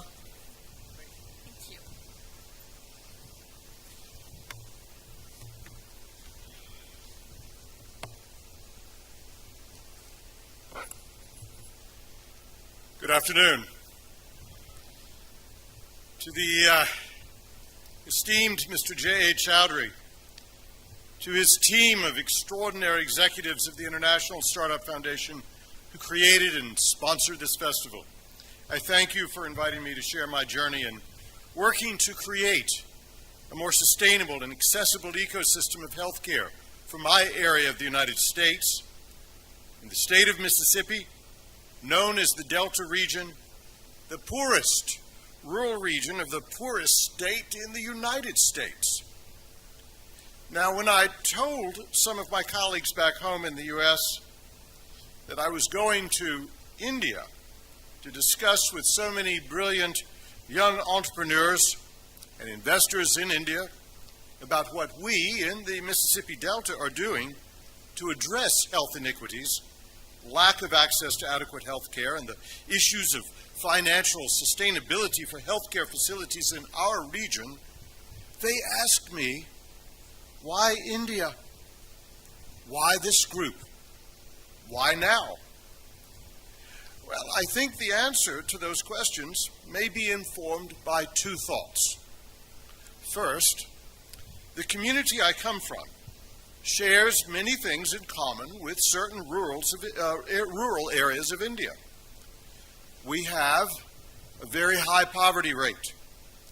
Transportation for many families is difficult, and a lack of access to adequate health care, coupled with unhealthy lifestyles, has created a population base in which many people suffer chronic illnesses and infectious diseases. These facts, underscored by historical events, promoted generational cycles of poverty that contribute to poor education outcomes, a higher crime rate in our communities, and presents workforce challenges that make recruiting industry to our area a challenge. And yet, families in rural India and our families in the rural United States have a fundamental and heartfelt desire in common. They each hold the common hope for a better future for their children and grandchildren. And second, during recent decades, we in the U.S., if we are paying attention at all, have witnessed a resurgence in South Asia, most especially in India, in the fields of technology, in the development of new pharmaceuticals, in space exploration, in the defense sector, counterterrorism, cyberspace, in Make India, as discussed by Prime Minister Modi, and in the general economic growth and development. India is the country that more and more countries are turning to for leadership and partnership. In a recent International Monetary Fund public financial blog, the author notes, and I quote, "India's most recent decade of economic growth from 2014 to 2024 has been characterized and driven by structural reforms, innovation, and prudent fiscal management. And in the area of geopolitics, India has become an indispensable ally. India is addressing under the most severe restraints many of the challenges faced by rural U.S. regions with an entrepreneurial zeal and a resourcefulness that has compelled many of us in the U.S. to pay attention to what is going on here so that we may learn and grow from your experience." Let me give you an example of what I'm talking about. When I learned in mid-2022 that our regional hospital was in danger of closing, and I and my agency were assigned the task of keeping it open, I traveled to Bangalore to implore Girish Krishnamurthy, the CEO of Tata Medical and Diagnostics, to share with me the program of healthcare they developed for the rural regions of the state of Karnataka. I did this because I was aware of the innovative, pragmatic nature of their program and wanted to see it in action firsthand. And I was not disappointed. I took great inspiration from their practical approach to successfully reaching an undereducated population living in poverty, teaching them how to access the new healthcare facilities that were recently built, and assisting patients through tech solutions to monitor health outcomes throughout the state's population. And when I returned to the United States following my 2022 visit, I discovered that the group leasing and managing our hospital was losing money at an increasingly rapid rate and intended to close the hospital within 60 days, much sooner than we had expected. If shuttered, the nearest trauma center would be almost 2 hours away by ambulance. More significantly, we would have no labor and delivery services in the northwest sector of our state, and that would have imperiled the lives of thousands of mothers and infants. But beyond labor and delivery, what would the broader impact be if this healthcare facility closed? Well, the answer lies in understanding the conditions of our region, the Mississippi Delta. And that region is a 19-county area in the northwest part of our state. It is an alluvial floodplain and contains among the richest soil in the world. Its economy has traditionally been agriculturally based, although recent efforts have been successful in developing a nascent industrial base. But nonetheless, and for historical reasons, the region has the highest poverty rate in our state and among the highest per capita in the United States. One consequence of this high degree of poverty is demonstrably poor health among many of its citizens. According to the U.S. Center for Disease Control, among Americans 35 years and older, Mississippians have the highest mortality from heart disease in our nation. Further, African Americans, who make up a disproportionate share of the Delta population, are twice as likely to have a stroke as whites, and the relative risk of dying from that stroke is even higher. According to the Mississippi State Department of Health, the population of our region, the Delta region, has among the nation's highest per capita rates of cancer, diabetes, and other chronic diseases. The publication U.S. News and World reports that Mississippi has the highest rate of sexually transmitted diseases in the United States, and the Delta region leading the state. And these numbers are rising. As reported in the September 13th edition of the online state newspaper Mississippi Today, and I quote, "In the 6 years ending in 2021, Mississippi saw a 900% increase in babies born with syphilis passed to them during pregnancy." Finally, and perhaps most tragically, according to the U.S. Centers for Disease Control and Prevention, Mississippi has the highest infant mortality and maternal mortality in the U.S. Additionally, as reported in the same edition of Mississippi Today, black babies are more than twice as likely to die before their first birthday compared to white babies. This is the world, and these are the circumstances in which we live and for which we are charged with addressing. As we have told our political leadership, our job is not just keeping open a hospital, although that is part of it, but it is also about finding a way to successfully address the humanitarian crisis our people face. Therefore, closing our hospital would increase and accelerate an already alarming trend, which is that of perpetuating health and wealth inequities, ensuring a grim future for generations to come. So one might rightly ask, how do we propose to address these appalling and tragic circumstances? Following a prolonged negotiated buyout of the lease from our former lessee of our hospital, our team took over operation and management on May the 1st, 2023. We discovered the once thriving hospital had been taken apart, department by department. We were left without a CEO, without a CFO, an HR director, an IT director, no accounting team, no head of plant operations. In short, we became the managers of a hospital bereft of the capacity to survive on its own. One consequence of the slow dismantling of services in the name of cost-saving measures was the inability to service the number of patients we once had. We learned that, not surprisingly, as services and personnel had been diminished in recent years by the previous management group, the number of babies delivered in our facility steadily dropped, leaving many underage pregnant girls without care. In the 16 months since we began operation, we put together a leadership team of community leaders, elected officials, a seasoned cadre of lawyers and consultants who specialize in rural health care. We hired new executive leadership, new department heads, realigned up the salaries of existing employees, found efficiencies of economies, and developed a plan for our future. We have increased our daily census to almost 5 times what it was when we took over management. We recently acquired the largest OBGYN clinic in North Mississippi, absorbing their doctors, employees, and their building. We did this so that we could control and improve that service in our region of the state.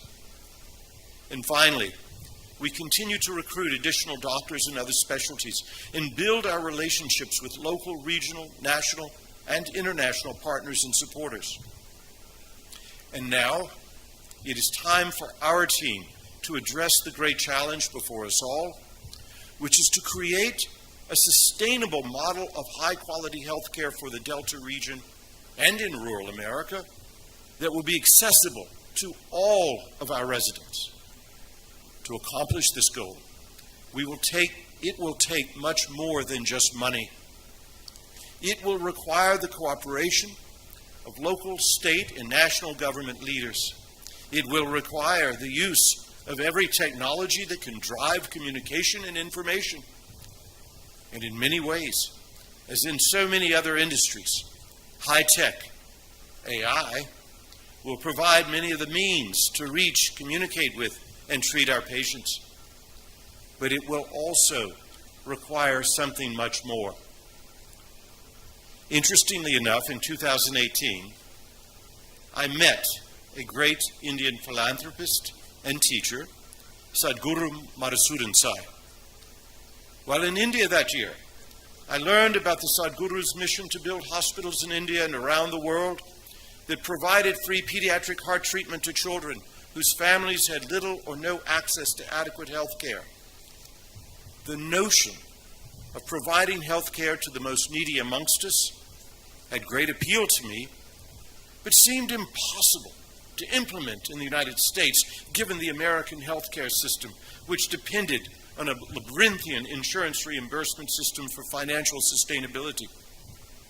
However, in 2019, in an act of total selflessness, Sadhguru Madhusudan opened a clinic in my hometown of Clarksdale that offered free medical service to our underserved population, with a special consideration on those who had no medical insurance of any kind. Now, I must admit that the idea of a free clinic seemed to me impossible to sustain. And I wasn't alone. Most of the medical community in Clarksdale scoffed at the idea at the clinic and felt somewhat threatened by the idea that this free clinic might steal some of their patients and some of the money out of their pockets. And yet, today, 5 years later, the clinic has 3 medical doctors and 1 PhD psychologist. It has been relocated to our hospital's medical office building. It is thriving and has become a model of collaboration, not only with our hospital, but with other institutions in our region.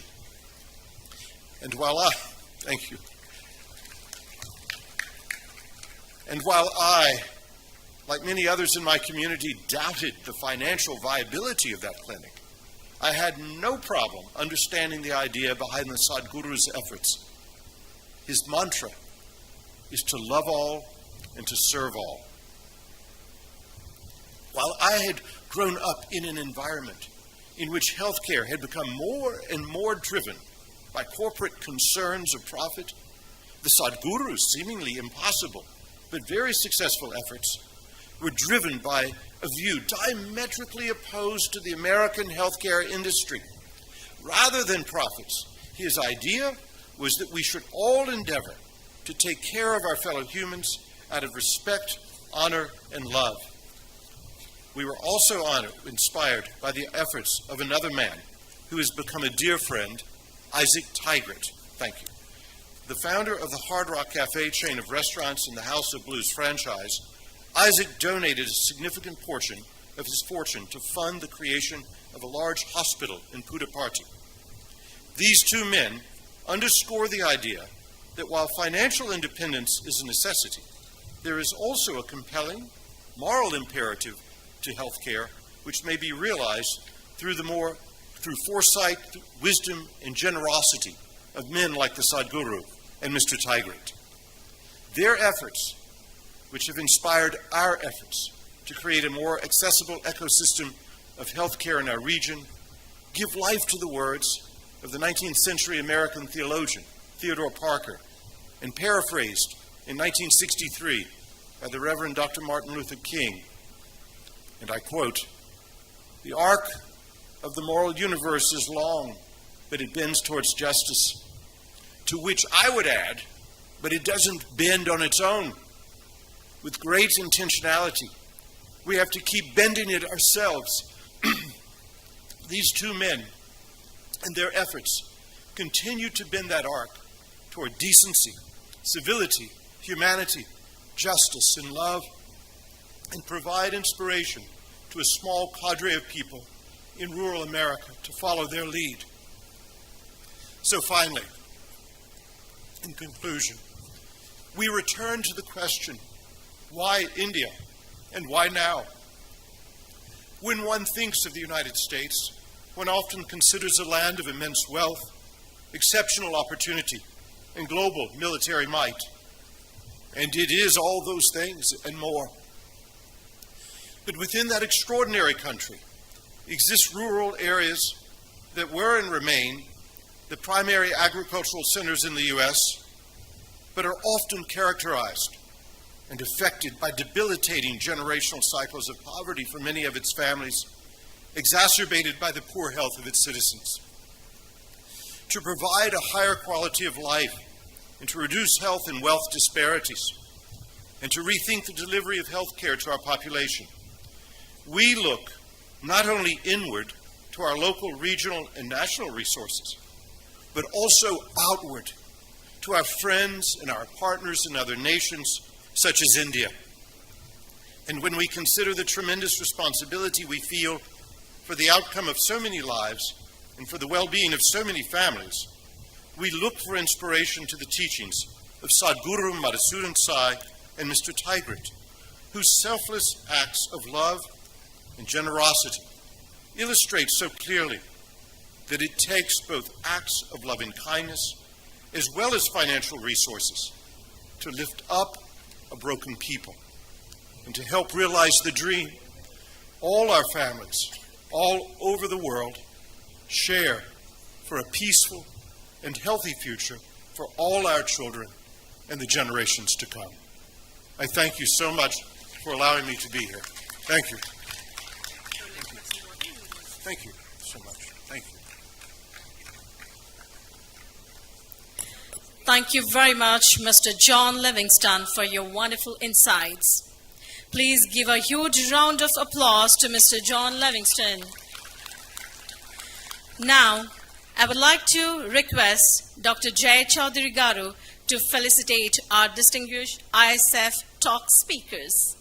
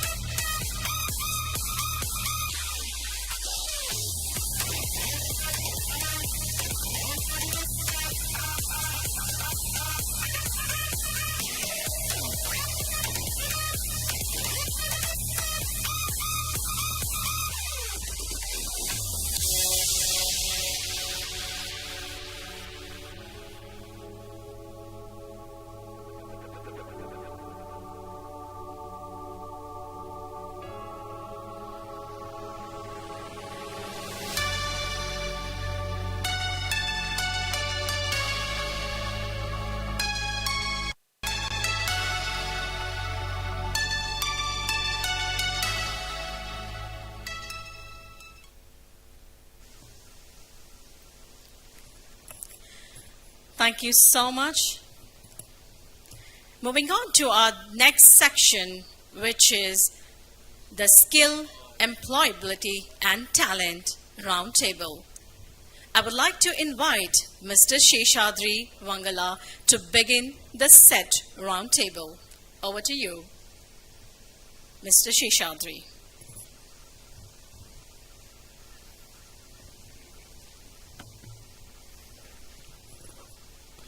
Good afternoon, friends.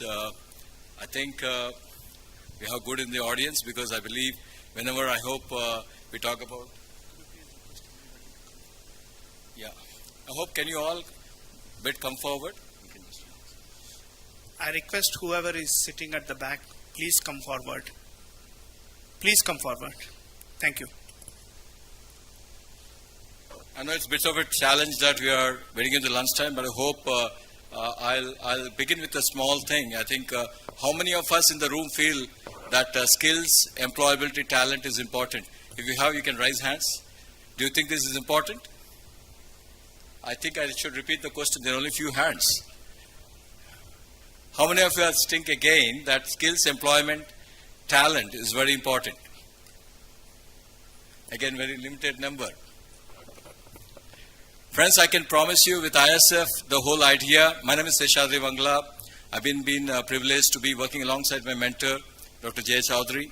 So I look after all the talent. That's where I come from, my background. And the intent for this particular session is not definitely another session, another plenary types. The whole idea of this is to how and what the ISF initiatives and ISF kind of a thing has been really outcome. So before I go, before I speak further, last year's session to this year's session, we had certain skills already we talked about, we had certain talented people talked about. So last year to now we have few people. One of them is, I'll just name by name just to get the challenge what they did. These are kids and we're talking about unicorns. So we have, first of all, Abhishek. Abhishek, where are you? You can come to the dais. Arnav. So Abhishek actually, 18 years old, started his company, already creating some kind of employment. The skills from the last year to now. Then we have Arnav. Arnav, he's a author of quantum physics. How many of us really talk about quantum physics? Youngest author of quantum physics, 15 years, is here. Similarly, we have, where's Mahesh, son? I mean, our co-founder, Mahesh, son. Yeah, where's your son? He's also been roaming, like understanding from 7 years old. He's also kind of going around places along with my friend here, Mahesh. I think he's actually, when Mahesh is here, he is actually running the stall. Similarly, where's our Araku Coffee? Ram Garu, where's your son or daughter? I think Ram's daughter is also how many years I don't know, but she's running the company. The Araku Coffee is run by Ram's daughter. So we should applaud all this young thing which is realistically happening with ISF. And not only that, I should first of all, I also have, I just want to acknowledge Dr. Ravinath Chowdhury Garu, who is also into the innovation. Thank you, Guruji. And also we have Captain Bobby, who is the first woman commercial pilot from the tribal region. And you should have known Bobby here. And Venu Ganapuram Padma Shri Awardee nominee. And also scientist wearing multiple hats as his trademark is always hat. But if you listen to me, he saved doctors' lives, sir, during COVID. He saved already doctors' life during COVID. That's the reason he was being nominated for Padma Shri Awardee. Similarly, I think there are many of them right here. And the whole intent for us here is, as I said, we don't want to do another session. Another session we are not really fond of. Actually, ISF as such always been, we are not doing, if you have seen all our fests, me and my mentor disagree on only one thing. He says still event, I say fest. Because my mentor always does fest here. So, why fest? Because everybody came here are all pro bono volunteers, the student volunteers. Within last time, I think we had about 300 volunteers who came from students, volunteers putting every one of their time here. I think it's a first of its kind unique. They're not doing things, all of them that they're doing is just getting into that. So basically we have friends like Deepu. Deepu, where are you? I think he spoke about his initiatives from Kerala. And we have some of the talent leaders here. They're all from the, the corporates, but they're also the good human beings, I call them, because they took the time to be there. So also before I get in, I want to also thank, I don't know where's our director here, Ramesh Garu. I think that's the reason we have here Engineering Staff College of India. And we also have some of their students. We already did a session when this building or this ESK was not known to many. When they say ESK, they say ASCII. And I hope this now they'll know every route comes into ESK. That is what we promised him, saying in a few months' time, we are getting ESCI as a premier institute of skills and talent. And I just want these folks to have a 1 minute, because we have been spending a long time. I hope, I know it's a lunch or something, but I hope you will be finding interesting, and we need your support and encouragement for this talent. Yes, Abhishek, all to you. Good afternoon, everyone.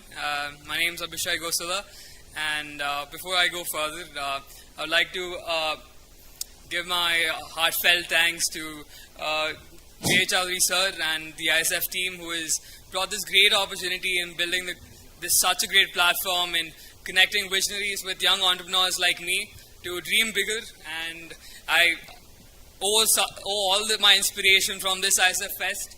I've been a volunteer last year, and to see the ideas that have come out of the event and the talks that everyone had at that event really inspired me to have my own startup, that is L-Chef.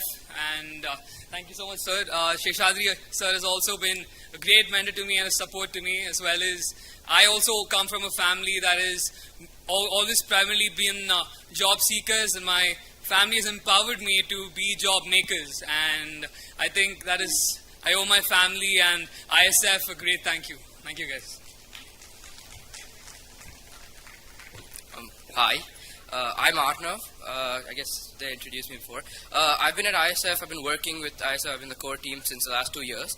And I mean, the events turned out amazing, right? So far the talks, the awards yesterday, it was amazing, the orchestra. The whole event's been great. I've been meeting everyone. I've met a lot of people so far, and I look forward to meeting everyone. Thank you. Hello, my name is Nan, and this is my father's company. This is my father's company. I'll start my own company tomorrow.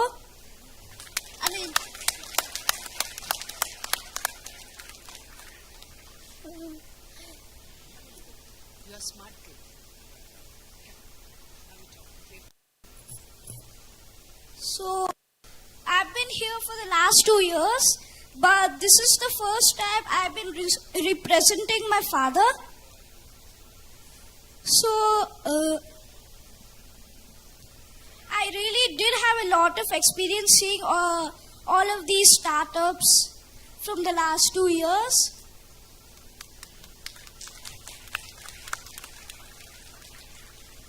And ISF itself is a very great event. Because really they give some very talented employees, some unicorns, some very talented people come out of this. And this can empower our future, I believe.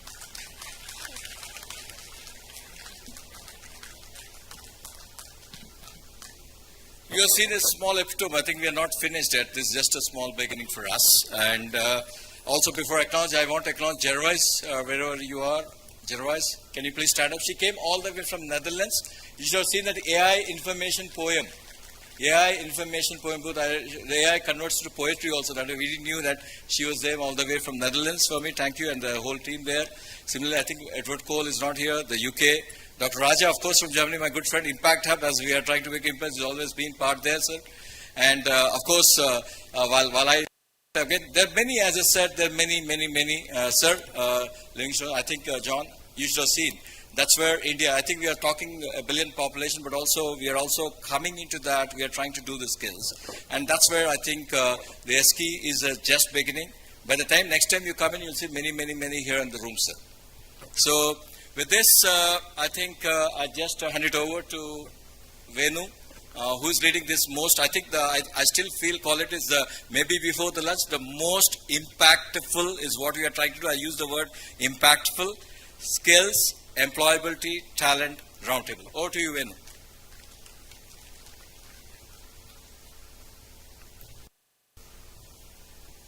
Thank you, Sej. Andarki namaskaram andi. This is Venu Madhav. I am volunteer for ISF Global, and I'm working as a Deputy CEO for IFIN Global Group. So I got this opportunity to introduce my set team, speakers coming here. And before I start, just I want to have a small Sanskrit recite a Sanskrit sloka. Guru Brahma, Guru Vishnu, Guru Devo Maheshwaraha, Guru Sakshat Parabrahma, Tasmai Sri Gurave Namaha. This is to honor our Guru, and I dedicate it to our mentor, the driving force behind ISF, Sri J.A. Chaudhary Garu, and all my beloved mentors who are helping me throughout my career. Today, we will be discussing the benefits of generative AI in HCM, human capital management, and sharing our thoughts. Your insights are important, and we are looking forward to some engaging discussions. Now, I would like to invite our esteemed speakers to join me on stage. Let's give me a warm welcome. Abdul Qadir. He is a talent acquisition partner in a renowned banking technology firm. Please welcome Abdul. Please. Arun Boda. Sorry, actually he didn't join today. Arun Prasad, Head of Talent Acquisition from Flutter.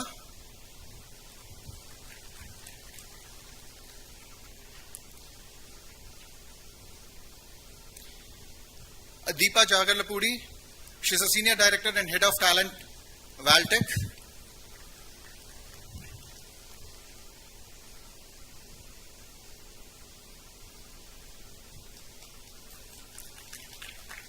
Thank you. I invite Dr. Venu Garu, Senior Principal Scientist and Padma Shri Awardee nominee with CSIR.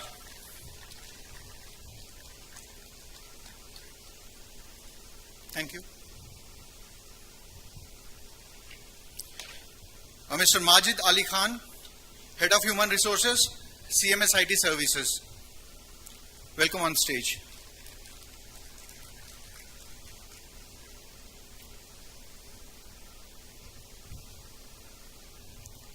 I want to welcome Madan Harthi, Founder CEO, Empower Group.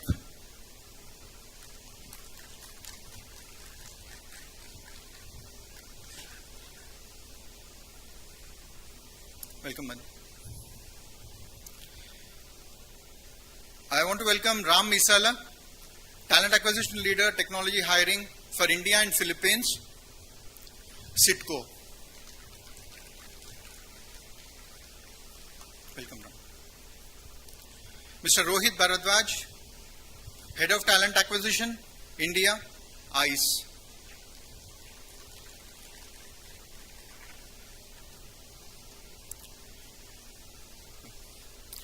Ms. Sunita Lanka, a Global People Officer, Sprint Ray INC.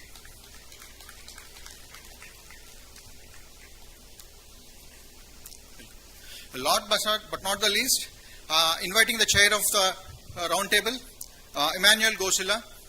He's a seasoned HR professional with 19 years of experience in strategy development, talent acquisition, and human automation. He is skilled in Gen AI tools, change management, and HR analytics. Currently, he is Head of Talent Development of APAC at EPAM Systems, overseeing India, Singapore, Vietnam, and Malaysia. He has grown EPAM India headcount from 90 to 9,000, held board committee positions in NHRDN and ISTD Hyderabad chapter. Emmanuel brings strategic leadership, global collaboration, and business influence to the table. So welcome all. Emmanuel, over to you and good luck. Thank you.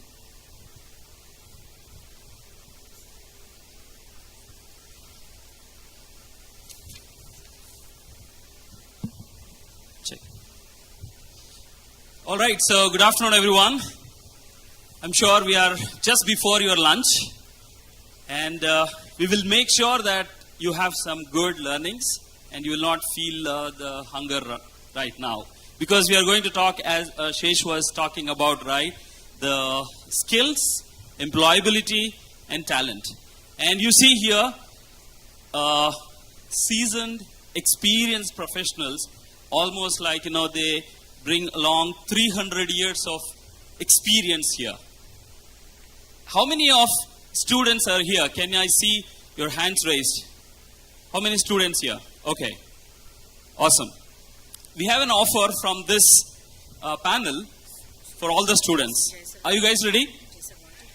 Okay. So what we want to do is, we want you to pay attention because you are the future, as Jay sir was talking about with the unicorns and all the young talent. We want you to ask toughest question to any of the panel member. The toughest question, if you pick up that question, and you will get mentoring by these panel members. Are you ready? You will get an opportunity to get one-on-one mentoring from the mentors here. Sir, we have a kind of wild card entry, but most impactful entry here. We have Venkatesh. Where's Venkatesh? The disruptor, one of the innovators. He's been awarded in the London almost 3 times, sir, from Barclays. Venkatesh, I think we have Victory Venkatesh there, but we also have another Venkatesh showing our Indian thing to there. And, we have Sureka ji as well. Please welcome her into the dais.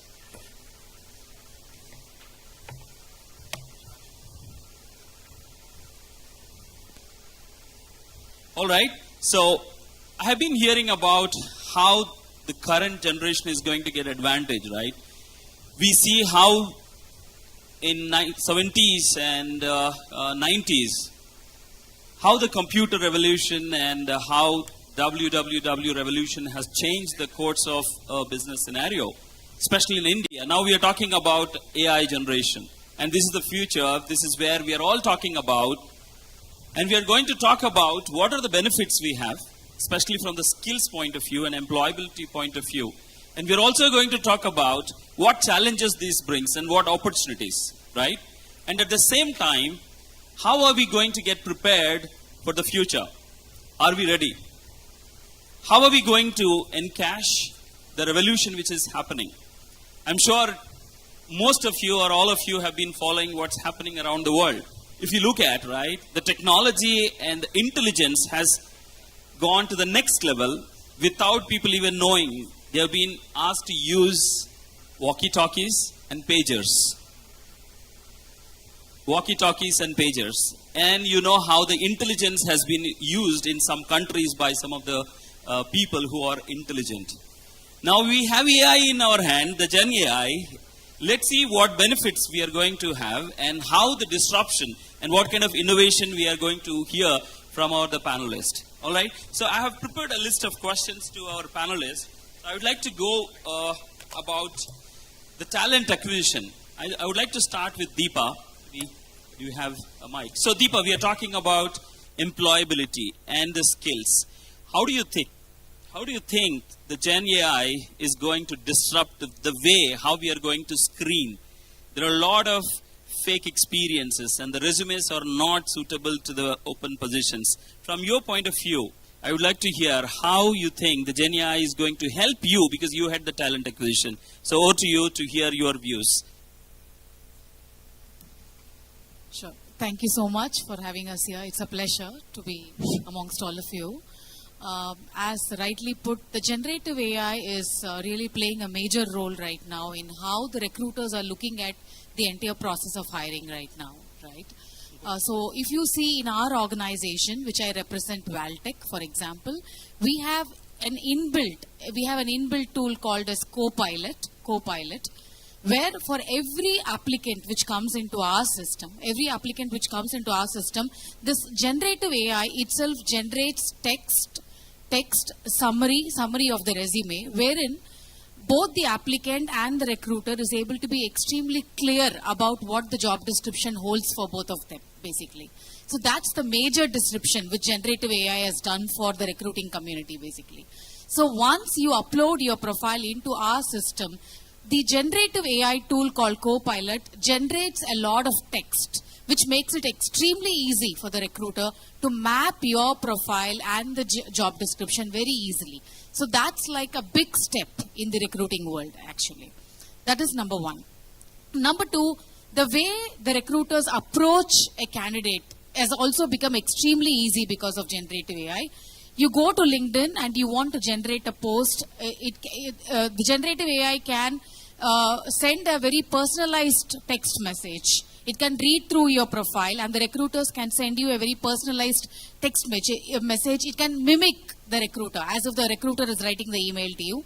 And it analyzes your profile thoroughly and completely and sends you the right jobs your way. So that is the kind of disruption which it has made in the recruitment process and in the human capital management, actually. And it's a big breakthrough which we are seeing right now. Yeah. All right. So thank you. The next question is to Rohit. Rohit, we heard about the last 2 days and this morning also about people losing jobs, job displacement, including HR. I don't know in the next 3 years, 5 years, what role I will be playing in. So as per you, I see many of the students, young talent here. What do you think the AI is going to do, especially from the employability point of view? I would like to hear your remarks.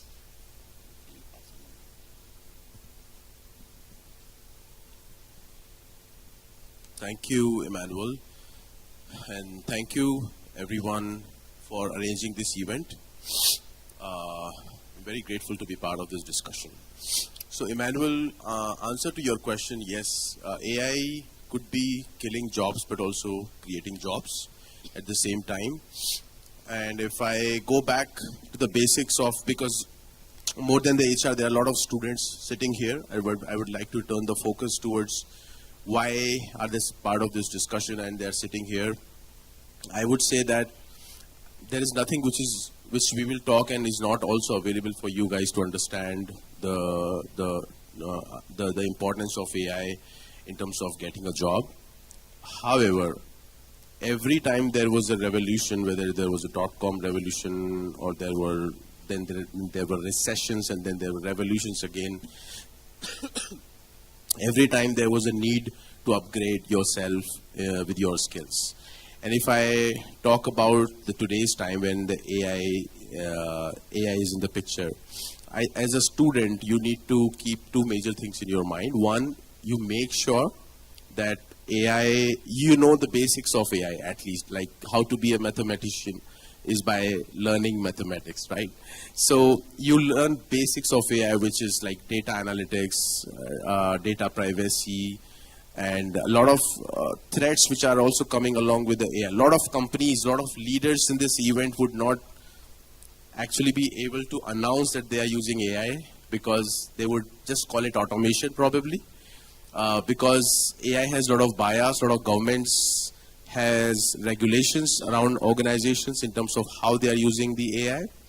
So I want all of you in the beginning to learn the basics of AI as well as the most important factors about how the usage of AI that you are going to be applying in a job or any application, how that's a robust application there. And that is only possible once you are through, very much through the education of AI.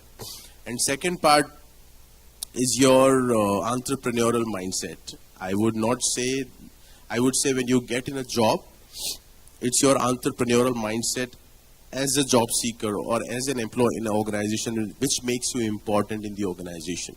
So when in Hindi, there's the Hindi word for job is called naukri, which comes from the word naukar. But I think we should not have that mindset. We should have a mindset where we are creating a value for the job role that we are taking up from an organization. So that comes with a combination of the latest trends in the AI that you learn, as well as your attitude towards getting the job. Mm-hmm. Okay, thank you for adding. And I also would like to ask Sunita, what are your views on top of what Rohit was talking about, Sunita? Thank you, Emmanuel. So in the industry, if you are looking at, people have this myth of AI being a threat to their jobs. But what I look at it is an opportunity to create more jobs. Closer. So you are powered with AI, you get more opportunities for the jobs. So the HR professionals has to be geared up. If you are not yet, ignite the smooth transition with AI-powered HR practices. So skilling, reskilling, multi-skilling is what we are talking about. So gear up all your employees with the skills that can encourage the AI tools to come into your organizations. And another thing that I wanted to add here is all the startups be ready with AI-powered processes in your organizations. Thank you. Okay, so we have we heard from Rohit and Sunita. We have disruptor from UK, Venkatesh. He has a different view about how the Gen AI and the emerging technologies are going to change the way how we are looking towards the employment. So I would like to hear from Venkatesh about his views. Over to you, Venkatesh. Thank you so much for having me today. Good afternoon, everyone. Now, I would want to talk about three things. One is everyone wants a personalized mentor in their life. It's very important to have a mentor, and having a personalized mentor basically needs a lot of time. Now, how can Gen AI actually help any company or the employees that work for the company? So Gen AI basically has a lot of information stored from all over the globe from different people, and it is it's obviously very intelligent because it knows everything about you, but the only thing is that you need to ask it the right questions where it creates a model about you, and it will be able to tell you what's best for you. Three things that anyone looks for is value addition, energy, and direction. Now, it's very important for a mentor to give you a personalized mentor to give you a lot of time so that they add value to your life and your skill sets. It's very important for them to put in that kind of energy while they actually mentor you, and also give you the right direction for you to pursue your career path. Gen AI can actually bridge that gap because it can actually create a model of all the skill sets that you have acquired and you can acquire, and it can actually give you the right direction, and it can be a very good mentor in this case. Now, this would also create a model where it would tell you how exactly your learning career path could be, with the suggested courses that you need to enhance yourself while you actually make yourself competent in the industry space. It also helps you to basically give you a predictive analysis or a report on how exactly you have performed and what you can do so that you can make a better version of yourself. It's very important that you know the basics of AI. Even if you're not totally into it, I would say that you create an account on some of the AI tools because it's free, and we as Indians like things whichever is free. So make the maximum from it, because you can learn a lot through generative AI, because it can walk you through 1,000 scenarios, and then it can give you the required outcomes. It can give you the required insights that you need from those 1,000 scenarios, which will take you a lot of time to actually read through and then analyze yourself. So that's the contribution of Gen AI, and it's definitely not true when everyone say that Gen AI or AI as such can take away jobs, because it can be an enhancement in your life if you can use those tools, learn from those tools, get the insights, and actually improve your resume and your skill sets to make yourself more competent in the industry that you're working in. Thank you. Okay, thank you for highlighting about the need for mentors, right? So that's where I asked a question. How many of you are ready to ask tough questions? So you have any questions? Anyone? Start thinking about it, and you can raise your hand, and I will come to you with your question. So before I take your questions, so I would like to hear from my friend Arun.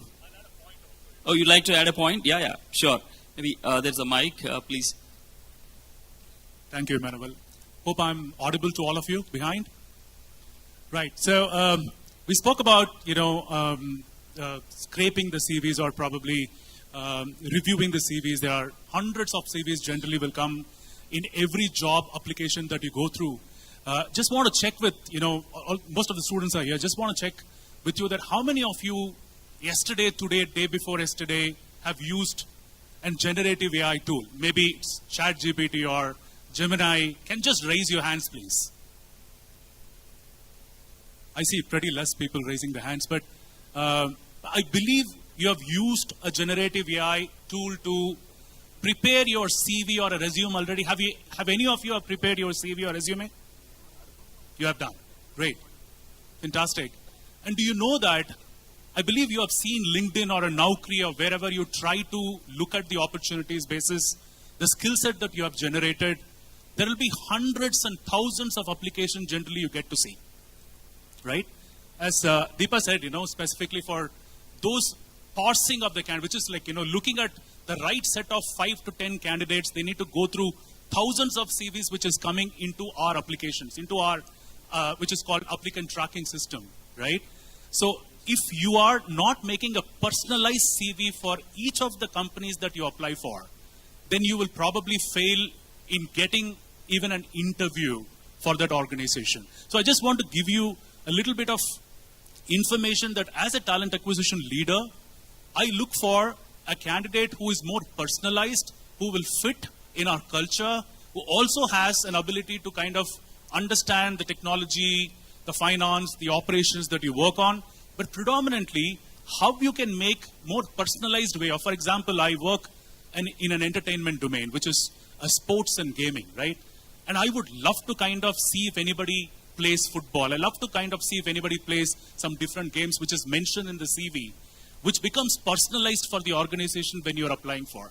So please keep in mind, making one CV resume is good for you to look at, but when you are applying for an opportunity elsewhere, when you complete your courses and applying for an opportunity, make your CV as personalized as possible. So if you're applying for 100 different companies, then I'm not saying you should have 100 CVs, but make it as personalized possible for the companies to apply for. That stands out, and you may have a high chance and opportunity to get a job there.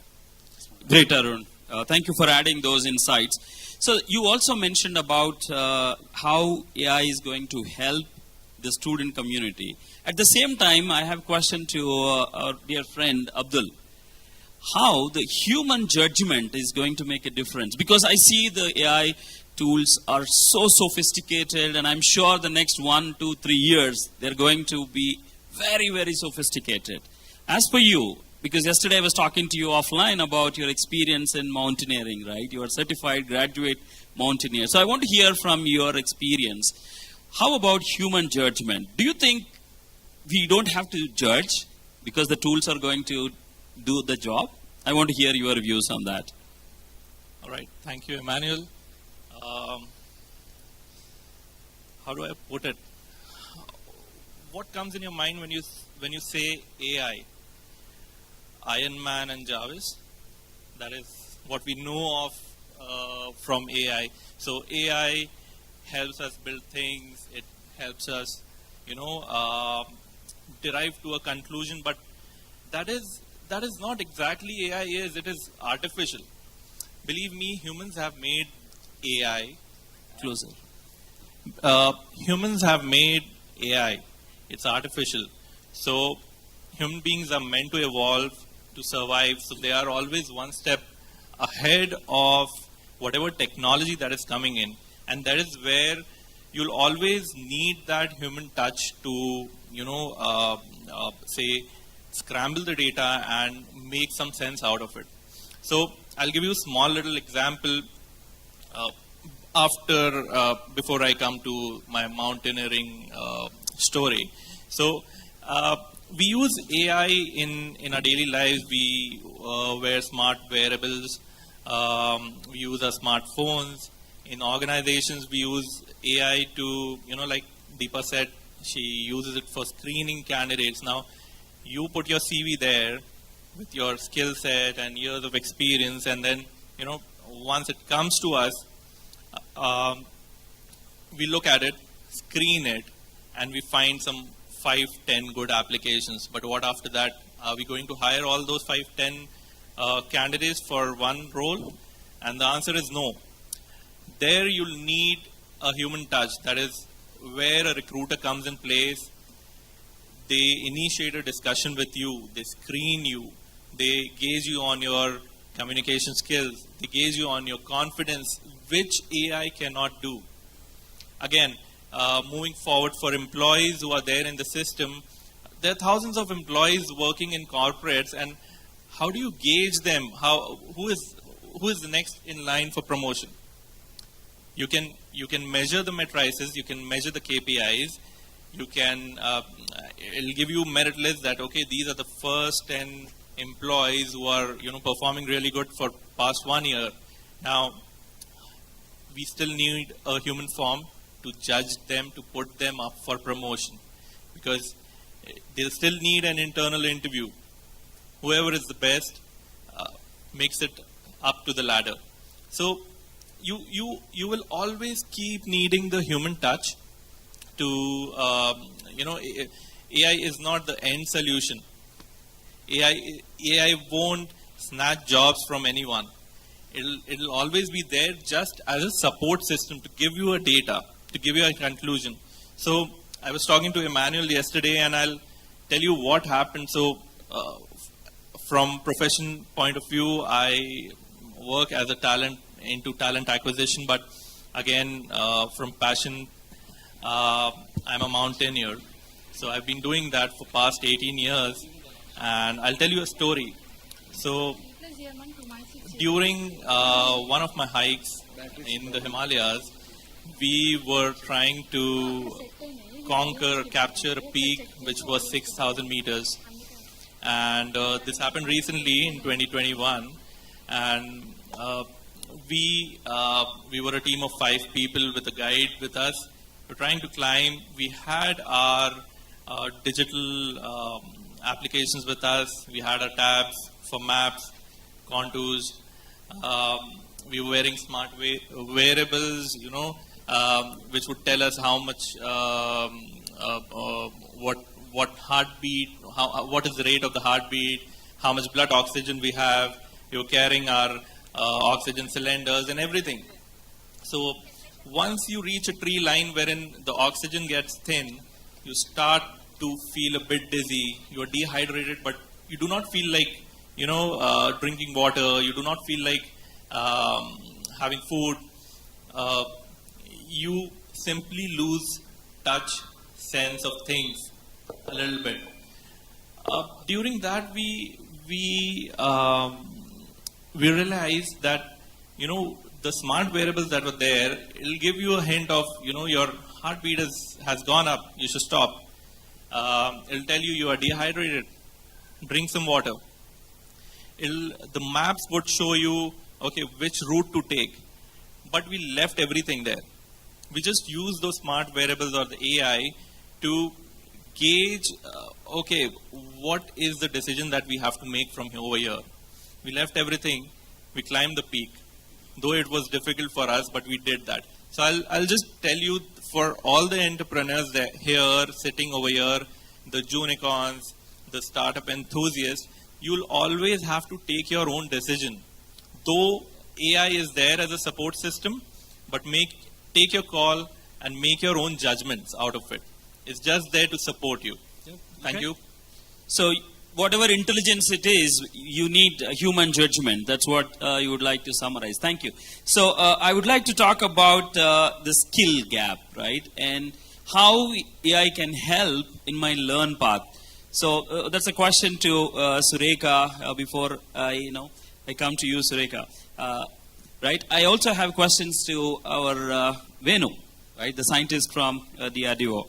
This is about how, right? Human judgment and the human touch when we are talking about the artificial intelligence, right? So I would like to take that answer from you, and then we'll go to Surekha. Yeah, the human judgment and the human touch. We are losing it. Are we going to forget about it? I want to hear your views on that. Thank you, Amit. Before I proceed further. Good afternoon, everyone. Are we here? Still here, yeah? Thank you so much. Let me speak something different, something advanced than what my fellow folks are speaking here. We are talking about AI, Gen AI. But the thing is, I'm interacting with the people past 2 days here. Young budding entrepreneurs are working on AI, AR, VR. So let me introduce the metaverse. What exactly the metaverse is? It's a constellation of AI, AR, VR, that is XR as well, that is extended reality. So artificial intelligence, augmented reality, virtual reality, as a combination for the extended reality.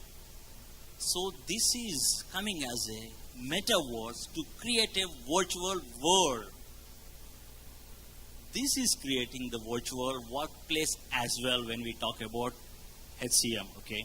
So now, Abdullah raised the point that human touch, we are missing it. But the thing is, how effective are we in delivering our duties and responsibilities? So now the technology advancement is such a way that even you can feel that connectivity, the way you connect in real world, this platform, this technology will enable you to connect in the physical world as if you are in real. So the metaverse platform as a new technology, which is working in different fields, different sectors, not only limited to HRM or finance, real estate, in fact, the banking, you might have heard NFTs.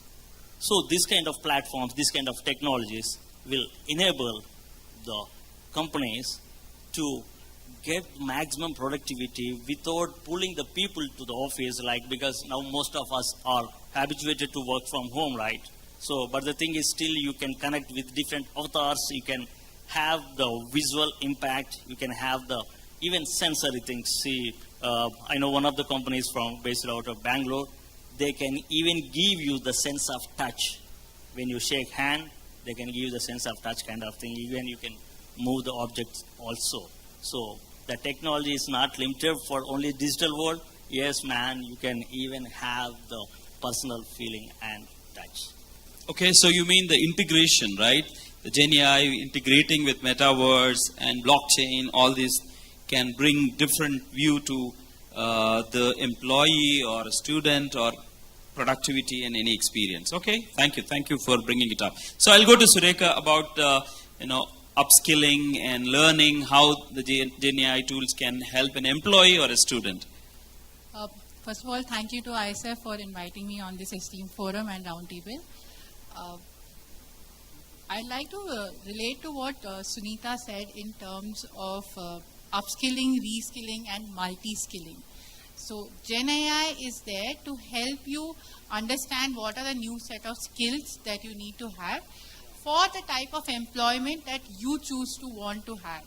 So as students, you need to, when you're setting up your resume, decide what are the skills that you are good at or you are passionate at, and what would you like to work or see your employment over your course of life. And based on that, Gen AI tools will help you skill up to that standard and that level. And since Gen AI is growing so fast, they will keep having innovations over a period of time. It's not going to be constant. It will keep changing. And we need to upskill and understand that there's going to be a need to change, and we need to keep up to that pace. Okay, thank you. So I would like to ask about, Madan, in terms of the skill gap, right? So what do you say about it? How Gen AI can help in the skill gaps? Because I also see a few of the academia here. What are your views on that, Madan? See, we have seen the sea change in the entire environment of human resource management. If you look at even in the corporates, from a corner room to the center stage, from billing the salaries to the business page, the HR resources, HR leaders have really changed a lot towards the modernity, whatever we are seeing today. The skill gaps, unless they have been addressed all through the times, there is no possibility that the businesses would have grown to what levels what we are seeing today.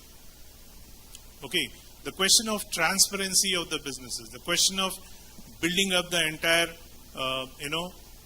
ecosystem of the skill management is definitely the outcomes of the human resource leaders who think through the entire process, who also anticipate the likely changes. Today, the AI is a technology which has been accepted and also adapted by the HR resources also. At the same time, I must say that AI is an augmenting intelligence for the HR system. So today what we see is the students coming with a lot of aspirations as such, but the reality is something different. So HR plays a very crucial role in utilizing these technology in making them understand how the AI or generative AI can really make them build the gaps within the skills which they need to possess. So the skill gaps are definitely going to increase and at the same time being replenished by the efforts being put in by the HR teams. Okay. So the skill gaps in student perspective, as I was telling you, the students are coming with a lot of expectations from the organizations. At the same time, HR also has to understand that. Now, as I was asked, how the HR need to transform themselves into the management of these resources, not only the experienced, but at the entry level also, you find brilliant brains coming into the system. So how to engage them? If they don't like your answers in the first moment, they will not join you. So how to retain them, how to sustain them in the system is a big management process for a HR leader. So the skill gap engagement, the retention, the sustenance, all these things becomes a very, very crucial responsibilities of a HR, and I'm sure the skill gaps are understood and made understood with the help of Gen AI more proactively and addressed more successfully. Okay, thank you. So I have my last questions before I go to the audience and the students for their question to Mazid and Ram about predictive analytics, right?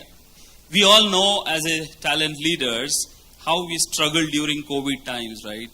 About prediction. People are leaving, joining, and work from home, hybrid model. What are your takes? Like, both of you, I would like to hear on predictive analytics. How this is going to help the human capital management as such. Okay. Sure. Thanks, Emmanuel, and thank you, ISF. So, predictive analytics, it's a very good topic, right? It's basically looking at the historical data, present data, and planning for the future. So, while there are many definitions in the market, I just want to share an example of how predictive analysis helped our organization. Post-COVID, when we were trying to onboard or offer many people, out of 10 offers we made, like 5 people wouldn't show up. And when we've done our analysis on the historical data, we found out that people who are from the similar line of business and someone who has been referred by colleagues, they are more likely to join the organization. So with this help, what we've done is our input, we've tried to hire people who are from the similar line of business, and also we have also looked to source someone from the referral channel. So that way we were able to convert from 10 to, out of 10 we have moved from 5 to 7. So that really helped us. And predictive analysis is something implement in our day-to-day life as well. There are a lot of students over here. I think they can implement the predictive analytics in their day-to-day life as well when they are looking out for the job. Everyone has their dream company. Like example, they have like 5 to 10 dream companies. They need to look at the historical data of what company they are hiring. What is that skill they are going to hire? Look at the skill gap. They prepare themselves and then apply for that. So that's something I want to share. Okay, thank you. You mean to say the productivity has definitely increased with the predictive analytics. Thank you. Yeah. Hi, good afternoon, everyone. See, data has always been the core of any decision making, right? And it is always good that you are ahead of the curve instead of later on trying to bring in reactive approaches, right? So predictive analytics is nothing but preempting what could be the future course of action, looking at the behavior of the target audience, right? In the case of human resources, in the case of talent, the target audience is nothing but your people that you are catering to. And today it has come to the light where the usage has gone up while it had always been there, right? Today we talk about data and analytics, we talk about artificial intelligence and machine learning, but all of these things have always been a part of our ecosystem in the form of statistics, right? So your statistics of yesterday is becoming your modern day artificial intelligence or data and analytics or machine learning. What is happening at the workplaces today is that natural language processing is becoming very important, and that is being used to look at the behavior of your employees, look at how they have been doing certain things, and if at all there is a pattern, that pattern possibly will tell you what are the next course of actions that you are supposed to take. Organizations have deployed chatbots looking at the needs and the wants of employees, and a lot of these chatbots are conversational, where a lot of data has been fed into what has happened possibly maybe in the last 10 years, 12 years, looking at similar kind of audience. Now it is about the workplace where you look at the employee behavior. Same thing is being applied even in the field of consumer or retail business, right? So they look at the behavior of the consumers, and looking at that, lot of feeds are sent across to people, which encourages them or persuades them to go for something in terms of buying a merchandise or taking a particular service. So an organization which is catering to people, for the HR, the people who are consumers are nothing but their employees. And looking at the data and looking at the analysis, which is going to give you a lot of insights, you come up with ways and means through which you can take care of your people.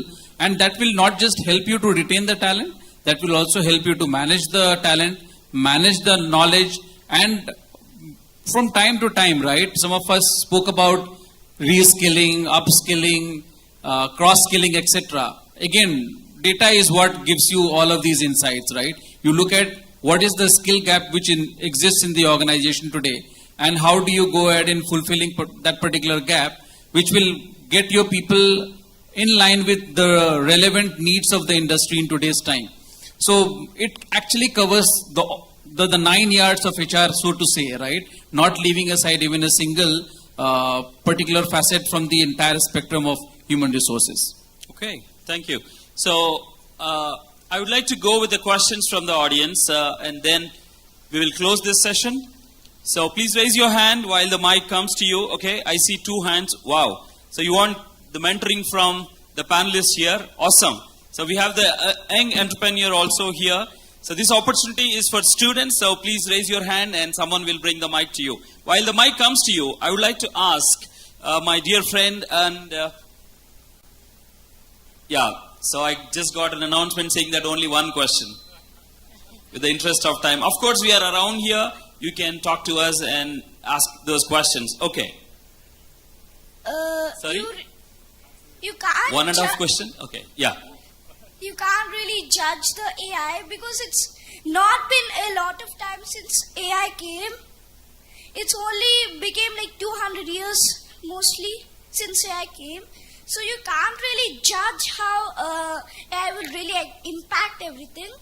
So we need more proof. Okay, you need more proofs. Excellent. Thank you for adding. I think you should have been here as one of the panelist speaker. Yeah, awesome. So whistles also for you. Good. Yeah.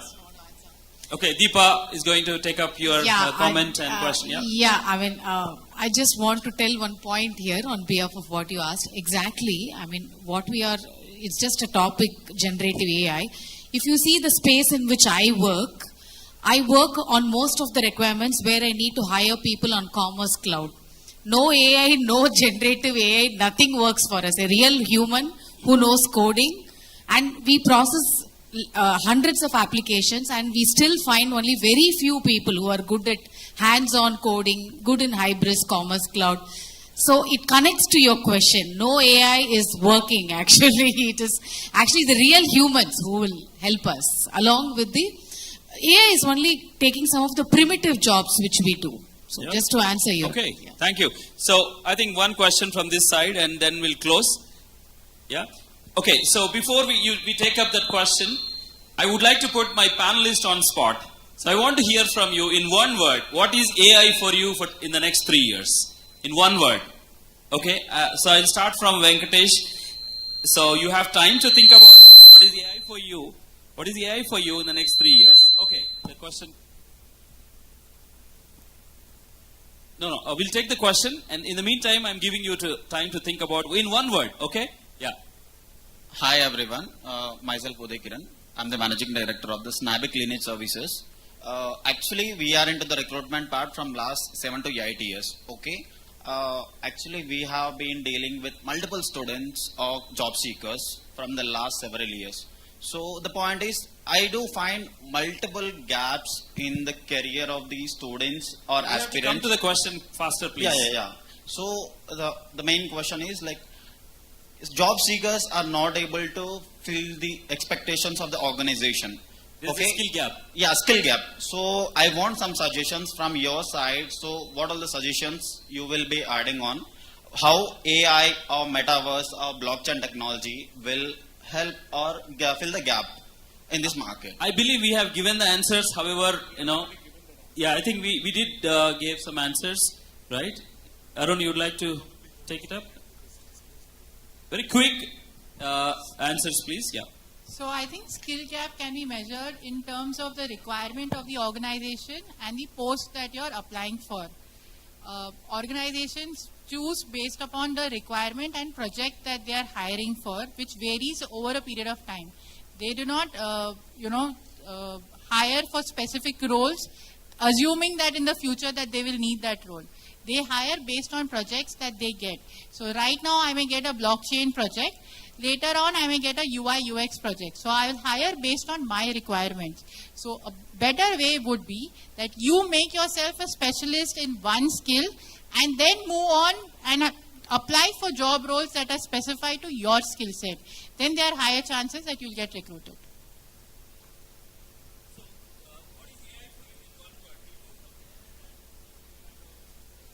AI for me in one word in the next 3 years would be skill talent development. For me, it's like I think helps in decision making. Amy, thanks all, because in interest, I think we see half the hall, of course.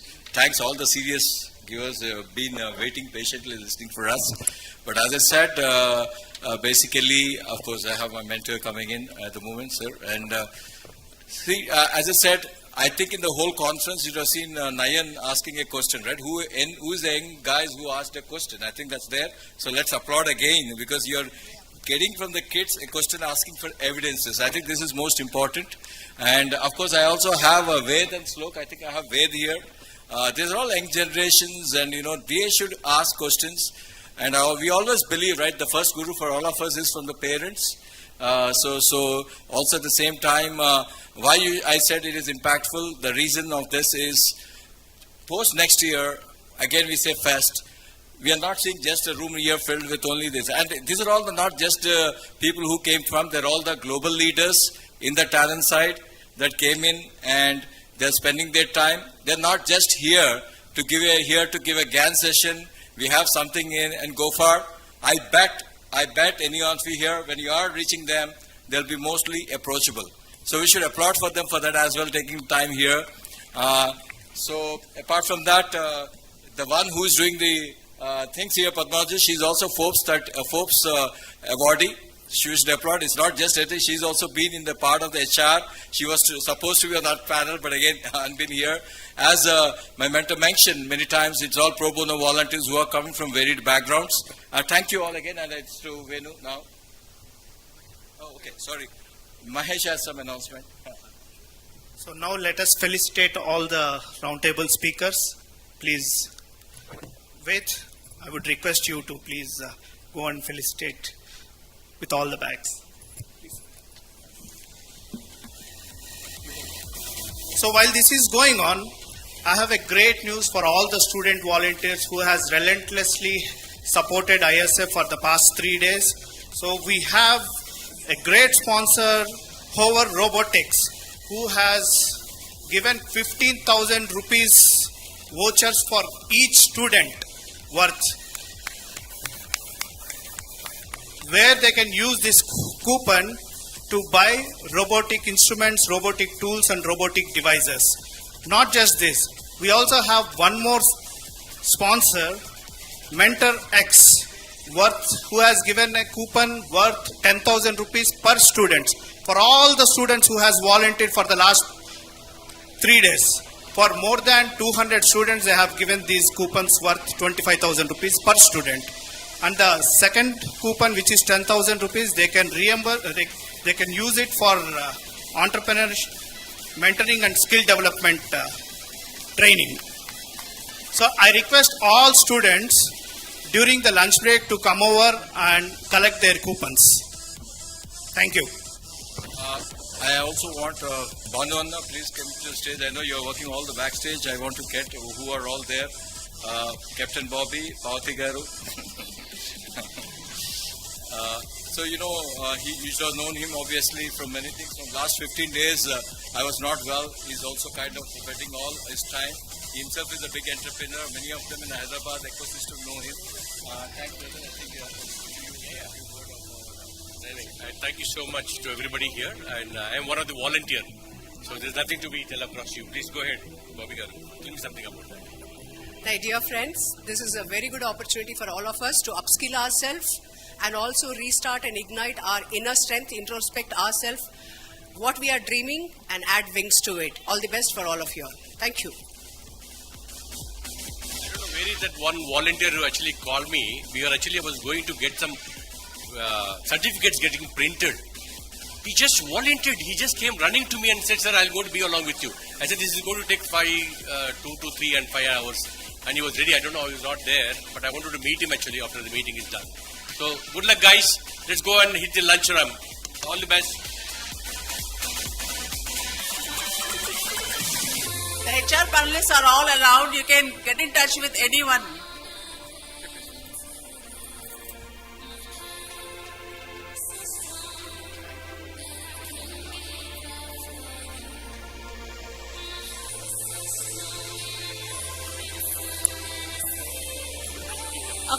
An important announcement, dear audience. At 2:45,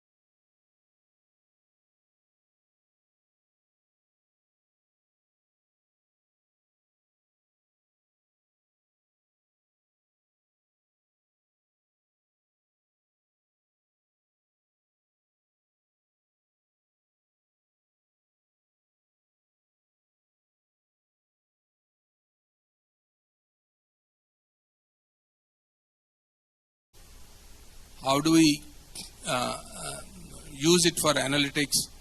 The huge computing power is required, storage required. All these challenges we need to address.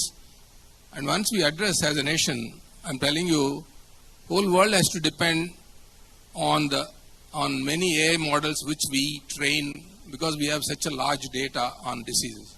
So I think with this brief, I'll pass it on to next colleague of mine. Dr. Ravindranath brought up a very important issue that we in India are coming up with this Data Privacy Act, which is passed, and right now rules are being formed for that.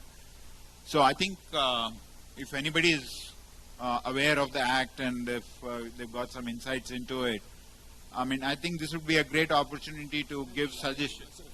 On the medical front, what are the suggestions in terms of what could be the rules? How would it help? I mean, a lot of these acts which come up or a lot of these regulations which come up tend to become roadblocks for development, roadblocks for implementation and innovation. So is there something which, I request you that which we can request the government in terms of forming rules which will facilitate the use of... How do we use it for analytics? The huge computing power is required, storage required. All these challenges we need to address. And once we address as a nation, I'm telling you, whole world has to depend on many AI models which we train because we have such a large data on diseases. So I think with this brief, I'll pass it on to next colleague of mine. Dr. Ravindranath brought up a very important issue that we in India are coming up with this Data Privacy Act, which is passed, and right now rules are being formed for that. So I think if anybody is aware of the act and if they've got some insights into it, I mean, I think this would be a great opportunity to give suggestions. On the medical front, what are the suggestions in terms of what could be the rules? How would it help? I mean, a lot of these acts which come up or a lot of these regulations which come up tend to become roadblocks for development, roadblocks for implementation and innovation. So is there something which, I request you that which we can request the government in terms of forming rules which will facilitate the use of data in a proper manner? Yeah, certainly, sir. I would like to add one more important thing on the data collection. At this time, the data that is available is only few centers of excellence in an isolated way. The data that is collected in small centers is not going to be all that respectable data. So that's the reason why many of the publications that go from this country are seen with a lot of suspicion. Because if you take a small center and then publish that and saying that this is universally applicable, they tend to be wrong. So my suggestion there is that it got to be some kind of compulsory that all the institutions, all the hospitals must enter into that. For example, in cancer registry, only few hospitals report the incidence of cancer. In a vast population, if you have 10% of them comply with the regulation, and you can't just say that this is what the accurate figures are. So one important ingredient in that is that's mandatory, compulsory, that we have to capture that data. That, unfortunately, at this time at a very early and primitive stage compared to the many developed nations. Second, on the AI side, I think there's a huge gap between the technology industry and the doctors. It happened many years ago in the developed nations. For example, if you want to develop an operating table in this country, an engineer makes a table. When surgeon comes try to operate, it is no way close to his usage. Whereas elsewhere, there is a close relation, close working together between these two and come out with a better product. That, I think, is just beginning to happening. And same thing in AI and the techie industry. That gap should be really filled shortly. Therefore, we will build up all that robust information and then quality products. Third is the adaptability. Vast majority of the doctors, even youngsters, are reluctant to adopt all this technology. So that again, a lot of things have to be done in that. Unless they go forward. For example, I face a lot of problem in telling doctors to go for electronic medical records. There's so much and inadequate data. And unless in the law it is made as a mandatory that every hospital must comply, it's going to be inadequate data, and therefore the outcome is less respectable kind of information. Thank you. We have somebody who has just donated his daughter to Dr. Nageshwar Reddy, who can get in a foreign perspective because he comes in from Jamaica and doing a lot of wonderful work there. Dr. Guna? Good morning, sir, and all the panel members and all the audience here in the ISF network. Thank you again for giving this opportunity. Sir, I have a second bidder for my daughter. Ippude Annagaru, Dr. Ravindra Chaudhary garu said he will take my daughter with her. Competition right now. It's not a competition. I need to tell the audience and all the panel members here, it's such a fortunate day for me in my life. I'm going to say that I'm the youngest of the cohort here because my senior colleague is here. Then my senior colleague is there. He follows him and I follow him. We are from the same school of medicine. Sri Venkateswara Medical College is such a great combination here to have all of us here, 3 generations. So coming back to the discussion here, I'm going to completely divert and I'm going to disrupt this conversation totally completely from what you are talking. I'm going to focus more on AI and AR integration into medical education, not the clinical therapeutics, because I moved away from mainstream medical practice many years ago. My focus is on healthcare and medical education. I came to India in 2003 to establish a medical school. But I got enlightened that we are going back to brick and mortar, the same school, what he studied, and we all studied. So we want to bring some innovation and some disruption in the way of how the art of learning medicine. What we did is, we have amalgamated AI and AR into medical learning. It took 20 years for me from 2003, today is 2024, we are starting our own medical school on this Vijayadashmi, which is another 10 days from now. This school of medicine, I call it as the Tesla of the Caribbean and Central American medical schools, because we no longer use human bodies to dissect. Whereas in India, I was at another school on Tuesday, a very famous school in Andhra Pradesh. Babu Maku ikkada dead bodies kodoledunaru. The point what I am making here, when the dead body is embalmed for dissection, the arteries, the veins, and the muscle, everything, they lose their real character. What we need to preserve is the real character for the students to learn anatomy from day one. A strong foundation is what I believe in. So I invested heavily into AI and AR. I went to Cleveland Clinic, Case Western Reserve University. I took the IP from them, where my children are going to be using the headgears with an immersive experience. Each lens costs me $4,500. This is what my student is going to use in the classroom, along with the lecturer, to learn the human body and anatomy. Likewise, we got the world's first virtual dissection table, the size of a dining table. It's an iPad. You can peel from the skin to the bone in a fraction of a second. I can put it back. And you can cut the body 1,000,000 times. And the beauty with that is the integrated learning, what it comes